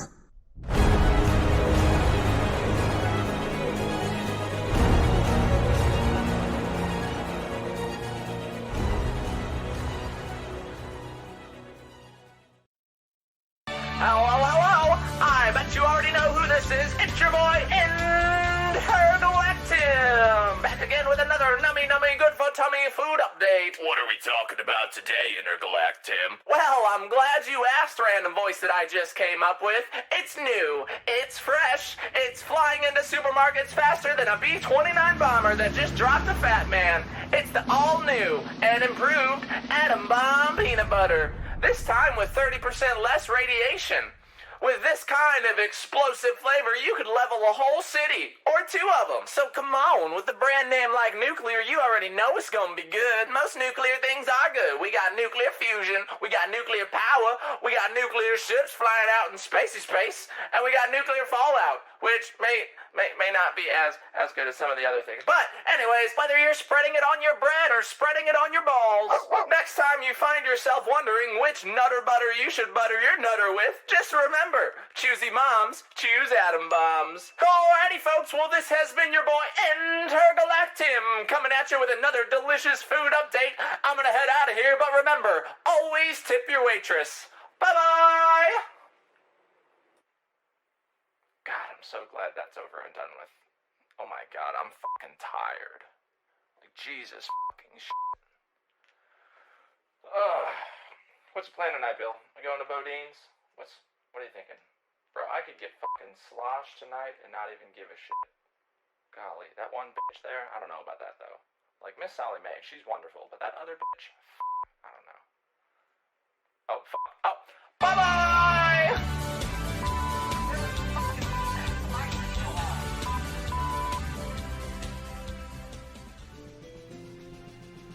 They do the job most won't.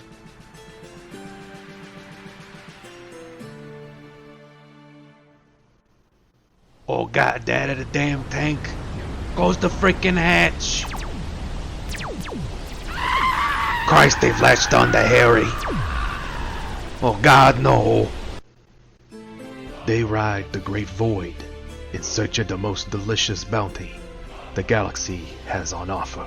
Damn, that head crab is delicious. It's too bad about Harry, though. These tough fellas are the head crabbers. Tough.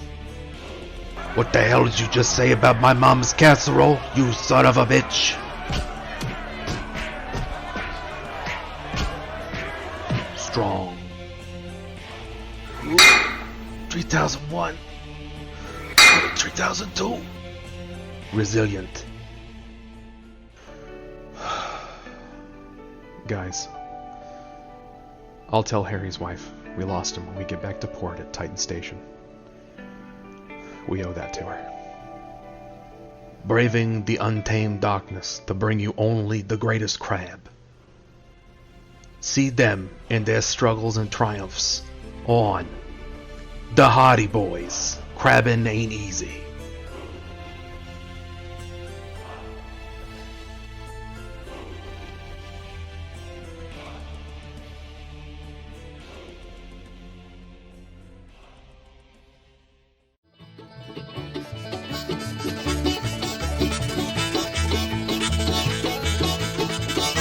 We're back to Space Truckin' with Buck Ruckus.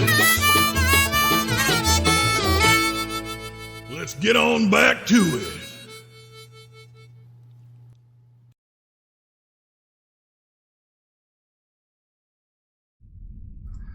Alright, we're back at it. Space Truckin' with Buck Ruckus. We appreciate y'all sticking around through that commercial break.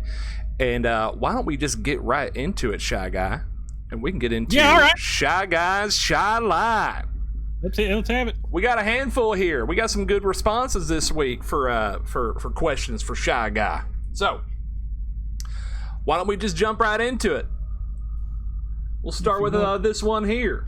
No name or anything like that, but it says, Dear Shy, I live on planet Cahoots, and I don't know what you boys have against our lovely home. It's just beautiful country. Ain't no Federation folks or Moth-Rosians or nothing, and y'all are cordially invited to come on down. Set aside your preconceptions and come on down, come on down, come on down.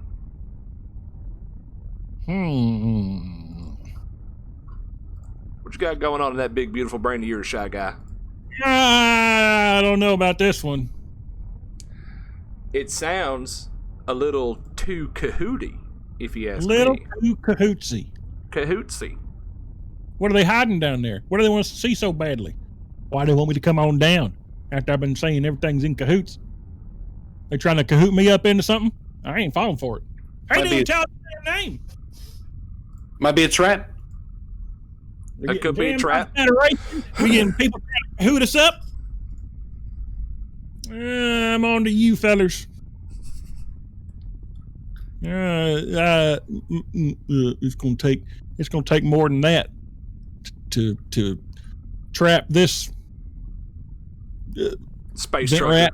This vent rat. Uh-huh. I mean, it's got cahoots in the name, so you know it's already by name alone. It's guilty by nameization. You know what I mean? That's right. Jonesy That's knows right. what's up. It might be, to quote Shy Guy, I think they's in cahoots. I'm telling you, I'm cahoot.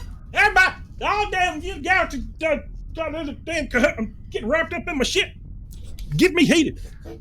I ain't coming down your damn cahoot planet to get wrapped up in the damn old cahoot sack and throw me out into the damn void of space. I don't know what you got planned down there, but I ain't gonna be a part of it. Next thing you know, they put you in a dome. That's a damn cahoot, damn dome. That's right. See, he gets it. I get it. I get it. Nice try. That's what I say to that one. Nice try. And I'll say that'll wrap up that question there. We got another one here for you, Shy Guy. All right. Dear Shy Guy, my name's Penelope Lane, but you can call me Penny. My best friend's birthday is coming up soon, and I want to throw her an Earth Timeline 420.69 themed party. And it's one we might be able to get chat involved with if they can tell us a little bit more about Earth Timeline 420.69. I want to give her the best party possible. And you're so knowledgeable about this particular timeline, would you please give me some ideas for what music, decorations, and costumes I should use? Thanks in advance, Penny. Well, let me say this about that first off, right off the bat. We don't necessarily claim to be experts in this particular timeline with which we are broadcasting into. That being said, I have learned a few things about this particular timeline that Miss Penny Lane, you may be interested in maybe seeing if you can recreate with your party. First thing, everybody needs to wear their clothes in reverse. Switch them up. So imagine I can't really do it right now, but like if this was backwards and the buttons was on the back and the zipper was on the back, shoes may be hard. That may require some contortionating of the foot, but use your best judgment there. That was a big style in the ancient times with which we were researching. Another thing you can do, a fun game for the kids, is you want to set up the monster truck rally.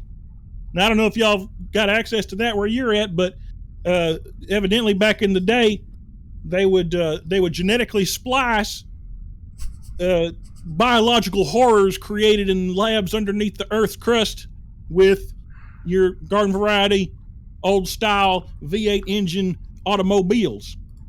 Creating what they call monster trucks, like the Bigfoot and the Gravedigger and so on, and they'd pit them in battle against each other, and they'd make them ramp over other automobiles, and then they'd feed prisoners to them as the jaws would open up and shooting fire out. Some, maybe you could incorporate some of that, maybe like a kind of a take on the Dippy Donkey from last time, where they used to dump me in the water for the fish. Same Dippy deal Donkey. there. Maybe do some Dippy Donkey with the monster trucks. Maybe you could do drag races, or maybe you could even just head-on collision, destruction derby kind of stuff. That might be fun for the kids. Other than that, I mean, I guess if you're looking for music, you can't go wrong with Gaines and Garth. Gaines and Garth, Brooks and Dunn. Was it Brooks and Brooks and Dunn? That too. Yeah, maybe they got Copperhead Road, but an actual recording of it they could send us. Maybe see if you can find that. Maybe some Slim Whitman. Yeah. You better get used to it now. Better get used to it now. Yeah, but let's get into it now because it's going to be, if it's the right timeline. Spoilers, you might need it. So I'm looking in the tweaker chat here. Some bro Malia is saying everybody do the Macarena. Is that like old Earth style like macaroni? I don't know what like that is. Like a macaroni sound based something. Do the Maraca. I mean, maybe you know what that means. I'm kind of coming up short on it. Yeah, we got one here. Taylor saying ice cream cake, 1 layer crushed ice, 1 layer heavy cream, with the center being some bland cake. That sounds delicious. I could probably get down on that. I'd be all right. Sounds like I have a good crunch to it or something. Yeah. It's a nice balance of textures and flavors, is what it sounds like. Nice crunch cake. Crunch cake, yeah. That's all right there. Bro, Matty come back in. He said helium balloons. Yeah, so Earth 426.9 early timeline, the heliocentric model. You could represent that with a bunch of helium balloons, and then you can suck the helium in and talk like this. That's a lot of fun. Be laughing stuff. Yeah, kind of like them aliens in Independence Day when they took that nuke. Yeah, and then they treat it like helium. They just breathe it in and they talk all funny. Yeah, you could do that, and then maybe you can take it a step further and play punch the alien in the face. You play Welcome to Earth, and you pick one of the kids. One of the kids who's going to be the alien overlord, and then the other people are the Earth soldiers fighting for their freedom, and you give them this big, The alien's got to talk like this though. Right. You have to maintain the historical accuracy. That's important. Yeah, we don't know exactly what time that 420.69 is in, but maybe it's pre-alien invasion, maybe it's post. About things that we've talked about in terms of historical documents and true that. That sort of thing. But again, we're not the experts here. We're not super knowledgeable on the entirety of popular culture at the time.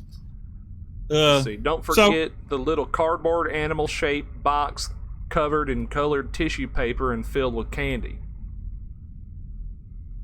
That sounds delightful. I never heard of that one. What's that one called? I think I've heard of this before. I think I saw this when I was trying to explore how Twitch and the tweakers work and things like that. Yeah. And it's some kind of you hit it with it says here it's called a pinata. A pinata? A panada. Like the bread? Like a panada bread? I thought that was a pita. That's well. Maybe it's made out of different types of bread. Oh, maybe. Pinata. Pinata. Pinata.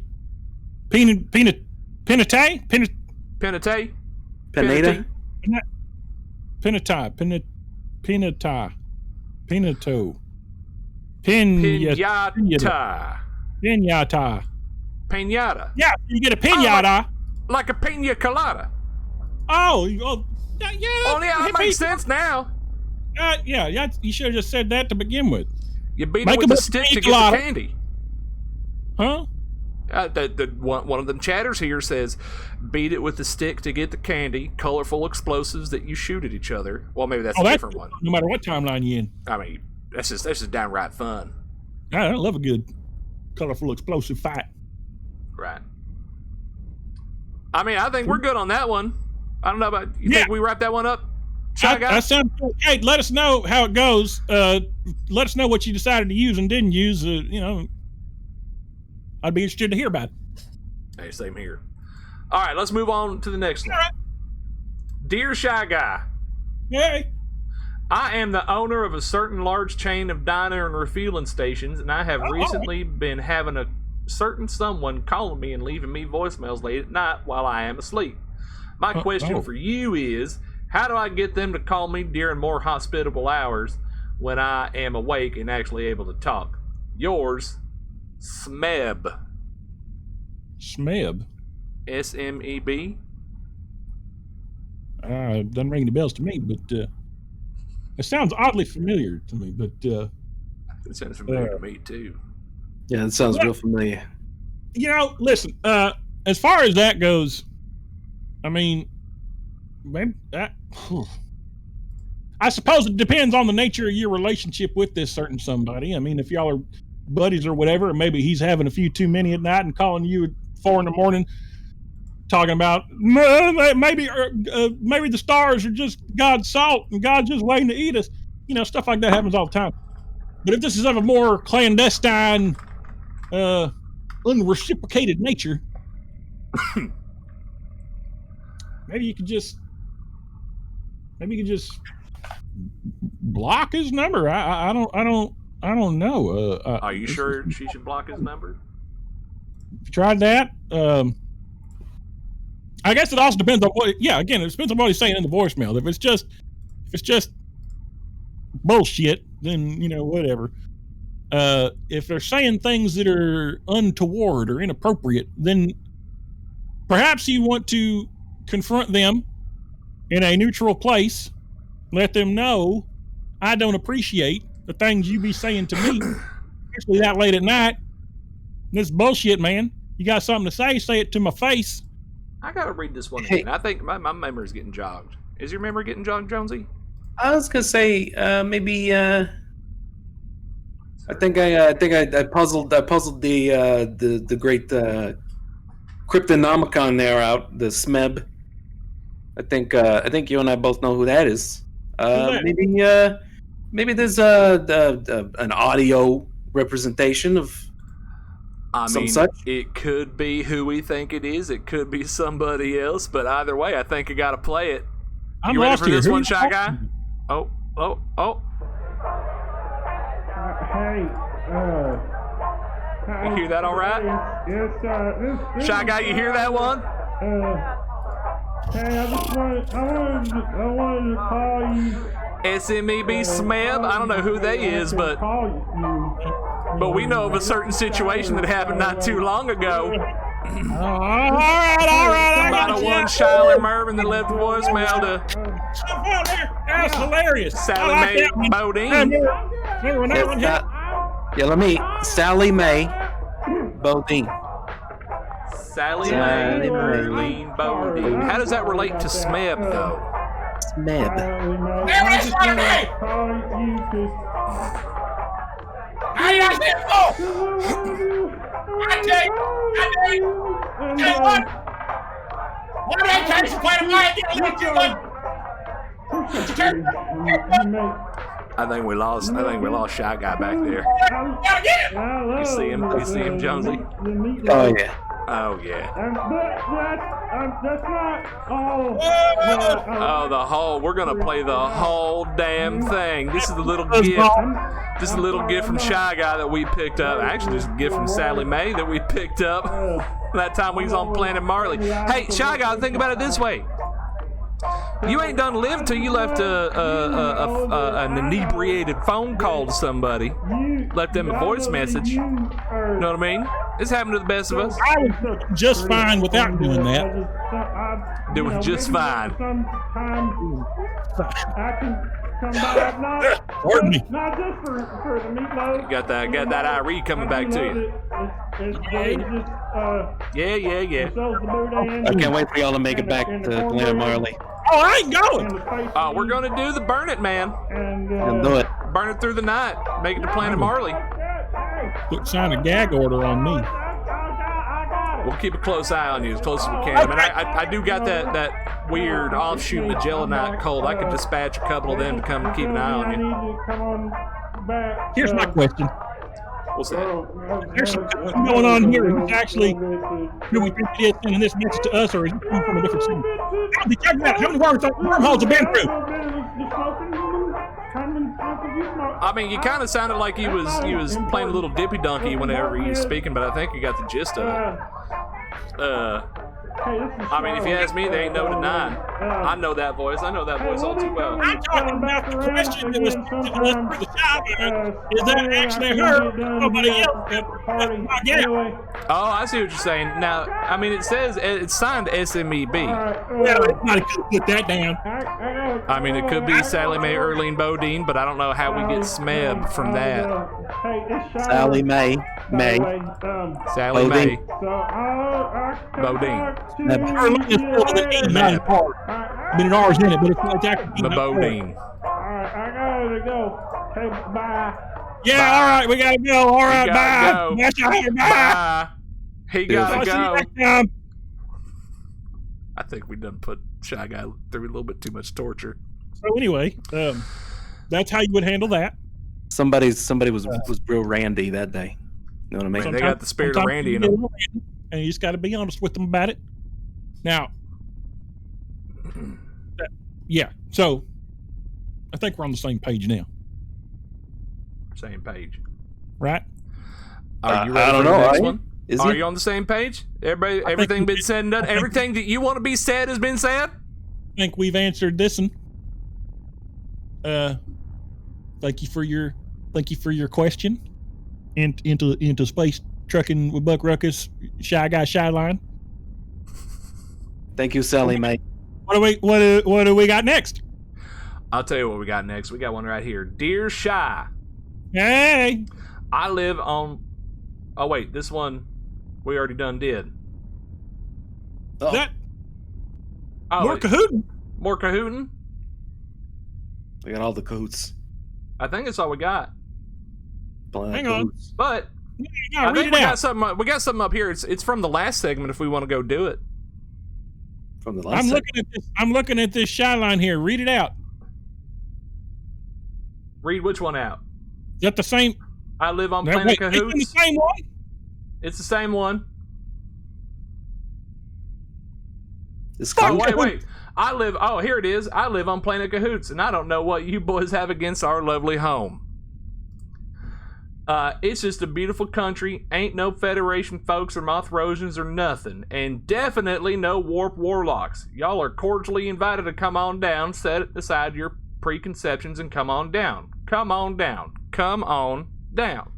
It's almost the same one as before. Almost the same. But they added the Warp Warlock thing. Yeah, They said see, they ain't they're Warp watching. Warlocks. They're watching. They're listening. I think they added cahoots. You know? They have. Oh, fuck. I mean, fuck Cahoots. That's what I say. I mean, it says no Federation folks or Moth-Rosians or nothing, and definitely no Warp Warlocks. And I'm inclined to believe, just based on that there might not be no Warp Warlocks. I'm thinking maybe they're just adding the bill up. You know what I mean? Well, why don't you take a trip on down there, Jonesy? Let me know about it. I think I'm on pass. That's what I thought. I ain't going. Mm-hmm. I ain't going to Cahoots Town, Cahoots Land. Cahoots Town right? for the prices. For the quality. No, thank you. Cahoots For the Town fam- for the family. They want us to come on down to Cahoots Town, and now that I'm thinking about it, I don't think I want to go. No, thanks. You know what? I'm getting the sense that people aren't taking the Shy Line seriously. I'm trying to help people, and they sending in shit talking about dang old voicemails and trying to get us down to Cahoots Town. This is look. All right, we take this very seriously. We're trying to help people with their queries. This ain't no time to be playing around trying to play dippy donkey, getting us down all wrapped up in the cahoots. Know what I mean? I know what you mean. No cahoots about it. So, just marinate on that a little bit.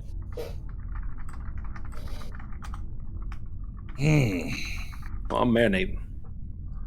Oh, we gonna marinate. Here. Well, what else we got? I think that's the last one, Shy Guy. I think that about wraps it up for Shy Guy Shy Line. We could take another little quick break before we come back to Hey Buck, What You Ruckin'. Also, our next segment after this break, Hey Buck, What You Ruckin'. If you can guess what old Bucky Rucky's trucking in the back of his space truck, you'll win something called a $5 Steam gift card. $5? $5. $5. $5? That's a good What's deal, that? ain't it? What's that in I mean, I credit? guess. What's the switch rate? What's the transference on that? What? $5 to what? What's the conversions from dollars to credits? To credits. I mean, I don't know. Maybe it's like $10,000 is 1 credit, or maybe it's like 10,000 credits is $1. Either way, $5. $5. That's a hell of a deal. Hell of a deal. Oh, I think we got one more Shy Guy question that just came in under the wire. All right. Shy Guy, let's hook it up. Might be some bullshit. Dear Shy Guy, Smeb here again. Wasn't meaning to cause you any trouble, but that was a genuine question about how to get said certain someone to call me so I'm able to chat at more hospitable hours. Hang on a second. Did you hear that? Did you hear that? What? Smeb wants this person to call them at more hospitable hours. SMEB. Smeb. Smeb. Sam. May. Erling. Bodine. That's pretty cryptic code you just cracked. Call her at a reasonable damn time, because she wants to talk to you. They get that in there. Back it in. Now, we could also look at it this way, Shy Guy. What? All right. What are we looking at? Let's say it's not Sally Mae. Right. All right. Let's say this is a real thing. I think in order for you to give accurate advice here, you might have to do this on your own, and then come back next week or sometime in the future and tell this person how to get somebody to call them at a more hospitable hour. Huh? You got to speak from experience. You got to do it yourself. What? Put the time in. Know what I'm saying? Put the time in at a reasonable time. So, look in the mirror. You look in the mirror next time you're in the waste receptacle. Yeah. You look in the mirror and you say, "Hey, I look good today. I'm a winner. Ain't no doubt about it. Gotta hype yourself up." Yeah. Look. You're a handsome man, squirrely Shy Guy. You deserve some good in your life. Tell that to yourself. Shit, but get that good in you. Yeah. What does she want to talk about? What do we talk about? I don't know. There's one way to find out. Maybe when you or this other person calls, you just have something in mind to talk about. See where it goes. See how it do. This is kind of a for science, sort of like gathering evidence. Science of the heart. Hypotheses.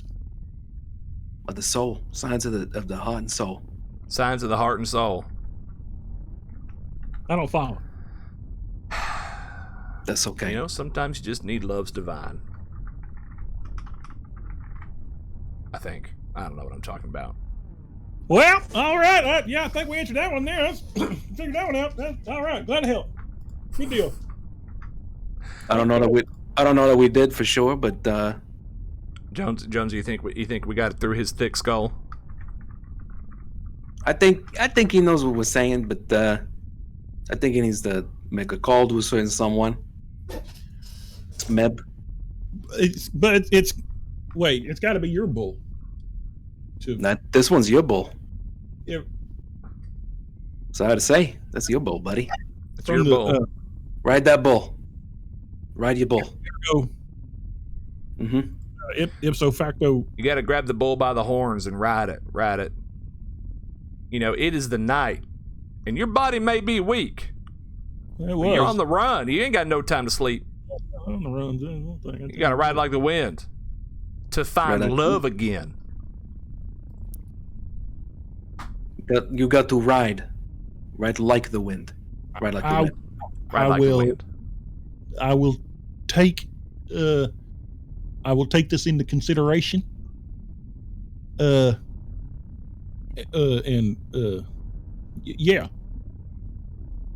Don't call after 10 p.m. What is even time anyway? What even is a regular?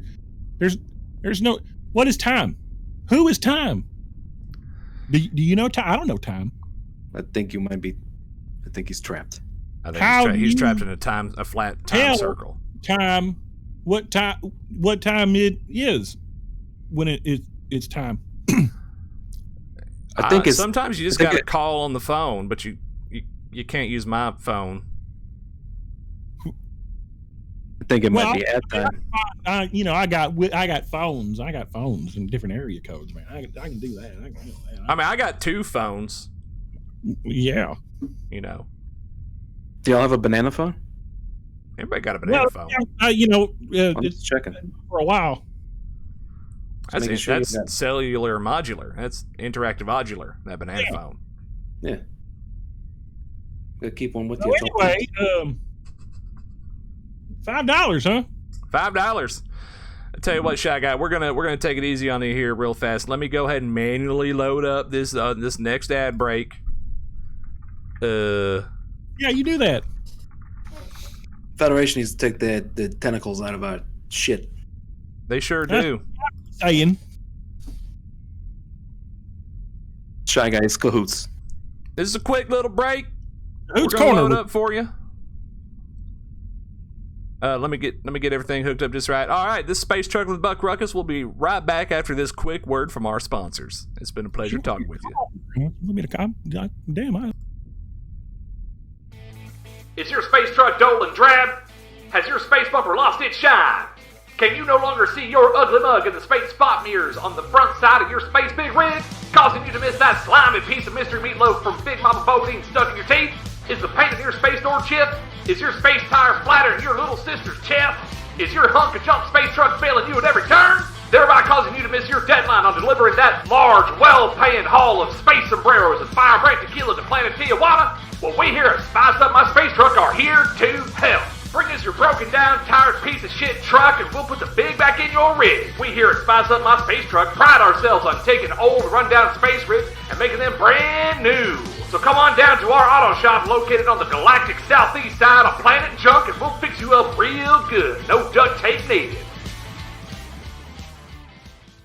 Hello, Intergalactim endorsing yet another delicious food product that will make you think it came straight from the bowels of Big Mama Bodine's kitchen. But not from Big Mama herself, because that's unsanitary and fucking disgusting. Introducing Ma and Pa's Moon Station Moonshine, including 5 fun and fantastic flavors like Dandy Junk Apples, Crab Slaw Juice, Desert Beard Sweat, Mystery Meat Milkshake, and the all-time fan favorite, Sister White Fire Kiss. Only available at Big Mama Bodine's. So if you're 21 and trying to forget the night you went to Uncle Touchy's naked puzzle basement, then head on down to any of those middle-of-nowhere refueling stations you can find in the Outer Rim. It is guaranteed to put a smile on your face the next day when the headache medication kicks in. Thank you, and I will see you on the next one. Intergalactim out.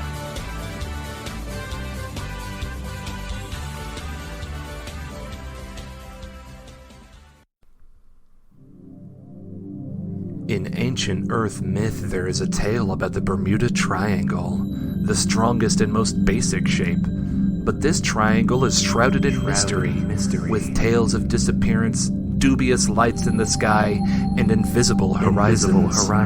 What mysteries does the triangle hold? Well, maybe you can crack the cryptic code and collect your winnings at the Bermuda Triangle Casino and Resort!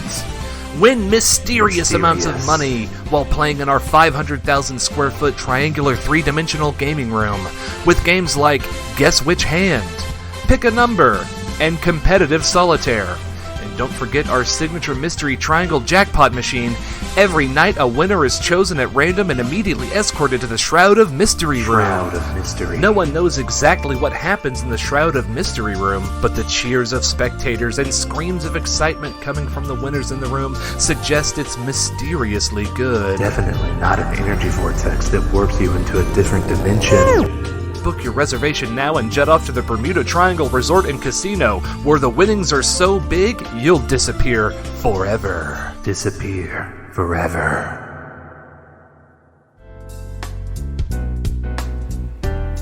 Hello. This is Mr. Man with Mr. Man system-wide generic product line. I have been enjoying human things. I went into a local sit-down food establishment. I requested onions for my cow steak. The server stated, "We charge extra for additions." I stated that this transaction was unacceptable and threw the menu at the wall, embedding it in place, and abruptly complained to the manager and assistant manager. Ha ha ha. What a good time. End relatability program. This cycle, we are enjoying a special on all synthetic wood pulp items. On all synthetic wood pulp products such as synthetic pulp paper, synthetic pulp cups, synthetic pulp paint, synthetic pulp shirt, and footwear. Save 69%. Ha!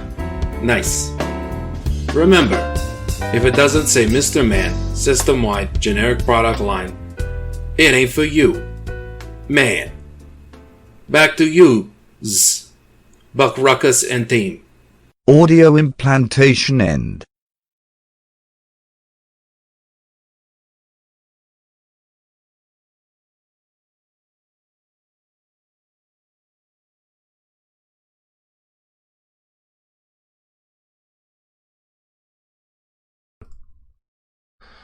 All right, we're back to space trucking with Buck Ruckus. Oh, wait a minute. What do we got going on here? There it is. All right, everything's good to go. Everything's good to go. Right. Don't worry about Buck Ruckus. Don't you say it, Shy Guy. Shy Guy, I swear, I hear it all the gosh dang time. We got it. We got it. Figured it out. It's all good in the hood. Now, before we're getting into hey Buck, what you ruckin', I got a question for Jonesy. Jonesy, did you record that Mr. Man commercial that we just heard? No, not to my knowledge. That wasn't it. I did I do the one for the council. Yeah, the Donut Council. I do the flag stands. I do the one for the Hardy Boys. But you didn't do that Mr. Man one? Not that not at all. Is Mr. Man cahooting now? I mean, it sounded exactly like you. A little bit robotic, but it sounded a lot like you. Look, if I can look, Tyler sent a voicemail. Are you sure you weren't? You know, you just said you went back to Planet Marley. Maybe you had a bit too much of the sauce and ended up cutting an ad. Maybe. No, usually I just pass out. Maybe you could check your credit account and see if they deposited any extra credits for doing that ad read. Hang on, let me see. I don't smell cahoots. This is a mystery. No, they didn't send me nothing. Oh, hang on. Mr. Man's been around for a long time. So I've been getting Mr. Man stuff since I was a kid. A little teeny tiny Bucky Rucky. It hit my trash, my inbound trash box on my system here. But it says thank you. We're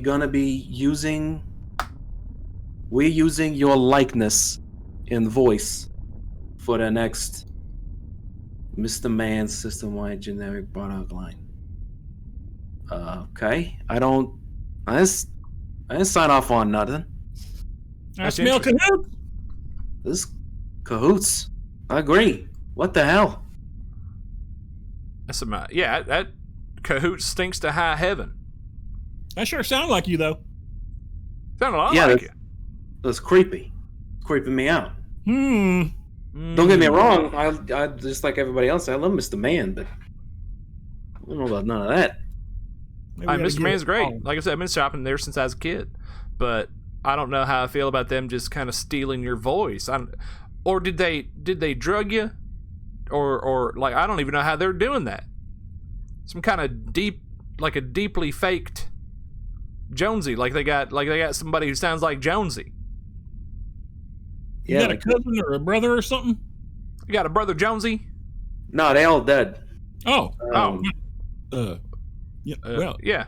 I mean, okay. Yeah, they're all dead.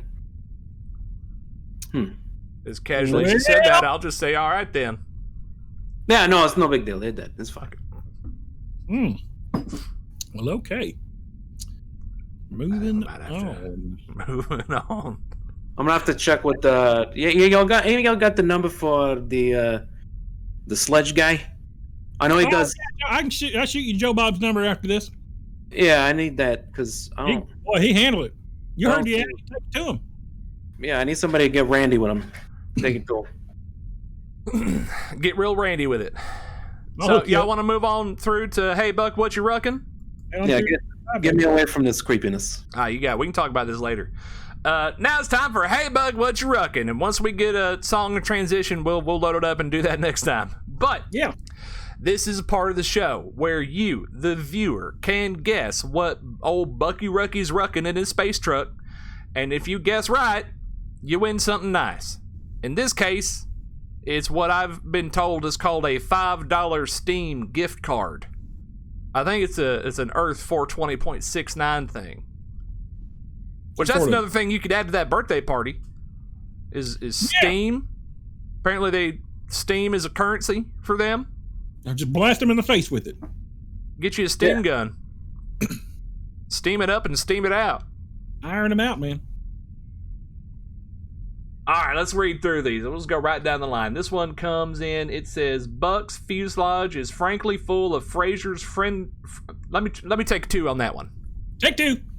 Buck's fuselage is frankly full of Fraser's fiendishly fierce fireworks and freedom flares. Praise Garth. Praise Garth. And Gaines, if you're a reformed Gainesian. Jonesy, we love you. No, but it's perfect. That's fine. We got someone else chimed in and said 500 St. Danny DeVito sized robotic dolls for business or pleasure, whatever your heart desires. Being sent to, it also says here, being sent to the Bermuda Triangle Casino and Resort. That's a flashy place. It is a flashy place. We just heard the advertisement for that one. They're all right. We got another one here. Mining and distribution equipment from Atmos Eternus. Because you really didn't have a choice. That was a couple months ago, actually. That's true. You ain't got a choice. Ain't got a choice for that one. Days one. And our final submission here is 100 frozen 1-ton space turkeys plucked, primed, and ready for a 1,000-gallon space deep fryer over Big Mama Bodine's. Oh, don't make me drool. Hot damn. Hot damn. 1,000-pound turkey and Big Mama Bodine's? Let me tell you. Garth Almighty. Garth Almighty or Gaines Almighty if you're a reformed Gainesian like Jonesy. It's okay. We love you. That's all right. Ain't nobody's perfect. It's fine. Yeah. So, and the winner is... Give me that drum roll. Jonesy, get in on that drum roll. Say the damn thing! You can't keep it up forever! Winner is 500 St. Danny DeVito sized robotic dolls for business or pleasure, whatever your heart desires, being delivered to the Bermuda Triangle Casino and Resort. How'd you know? I swear to God. I swear, man. It's cahoots. I think it is cahoots because your audio feed got all weird there for a second. It's cahoots. That one goes to a one charmingly melancholic. So Charming, why don't you get at me after the show on Twitch here, and we'll get that gift card sent to you post haste. Sound good? Yeah. Sounds good to me. All right, boys. Though honorable mention, Buck's fuselage is frankly full of Fraser's fiendishly fierce fireworks and freedom fries. Freedom fries? Freedom flares, my bad. That's a real good one, too. So, oh man, we learned a lot today. We learned about the origin of Independence Day and aliens' first contact with humans. Pre-atomic horror, we learned about Mothrosion. Well, I guess Jonesy came to his senses about Mothrosions. Yeah. Learned about Pickle's adventure on Planet Marley, the Pickle Planet Marley adventure. That sounds like a fun little kid's book. I tell you. We should be a writer. Well, it might be, yeah. I mean, you know, my handwriting ain't so good. Hey, either of y'all got one of these messages from the Mr. Man thing? No, I got nothing right now. Yeah. But I'll put it out into the ether now. Y'all want to use my voice? Just holler. Holler at us. I'm ready. Cut that check. If the price is right, I'll say anything you want. That's right. Hey, Shy Guy, just remember, call after, not after 10. Don't call too late. Just remember. Yeah, okay. For anybody. I ain't saying, Yeah, for anybody, including you, Shy Guy, if you're going to make that call, I'd say about 8:30 p.m. That's a great time. Everybody's relaxed. It's the end of the day. You're going to have something to talk about. You've had a whole day. Right, good old day. Next time I stop by the trucks, the diner, I'll ask Sally Mae when's a good time. Yeah. Okay. Get her opinion on it. That's fine. Get her opinion on it. I would like for you to do for me. I sure appreciate it. No, that's for me. I'm just trying to figure out for me. Oh. When a good time would be. I'll let you know though if you're curious. Yeah. What? Don't worry about it. It's fine. I'll just let you know. I'll shoot you a message. I'll let you know when's a good time. Okay.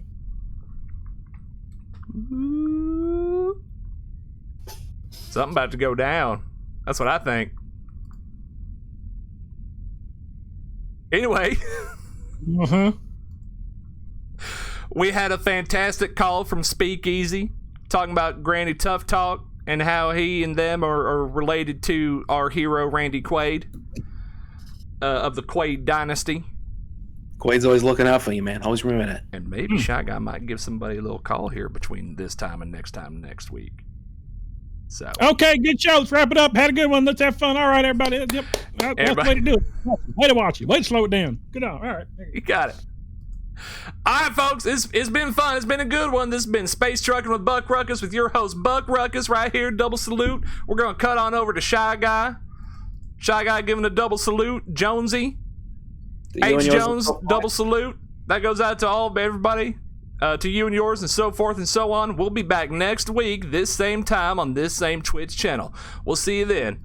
Tell your mom and them we said hey. All right, bye-bye now.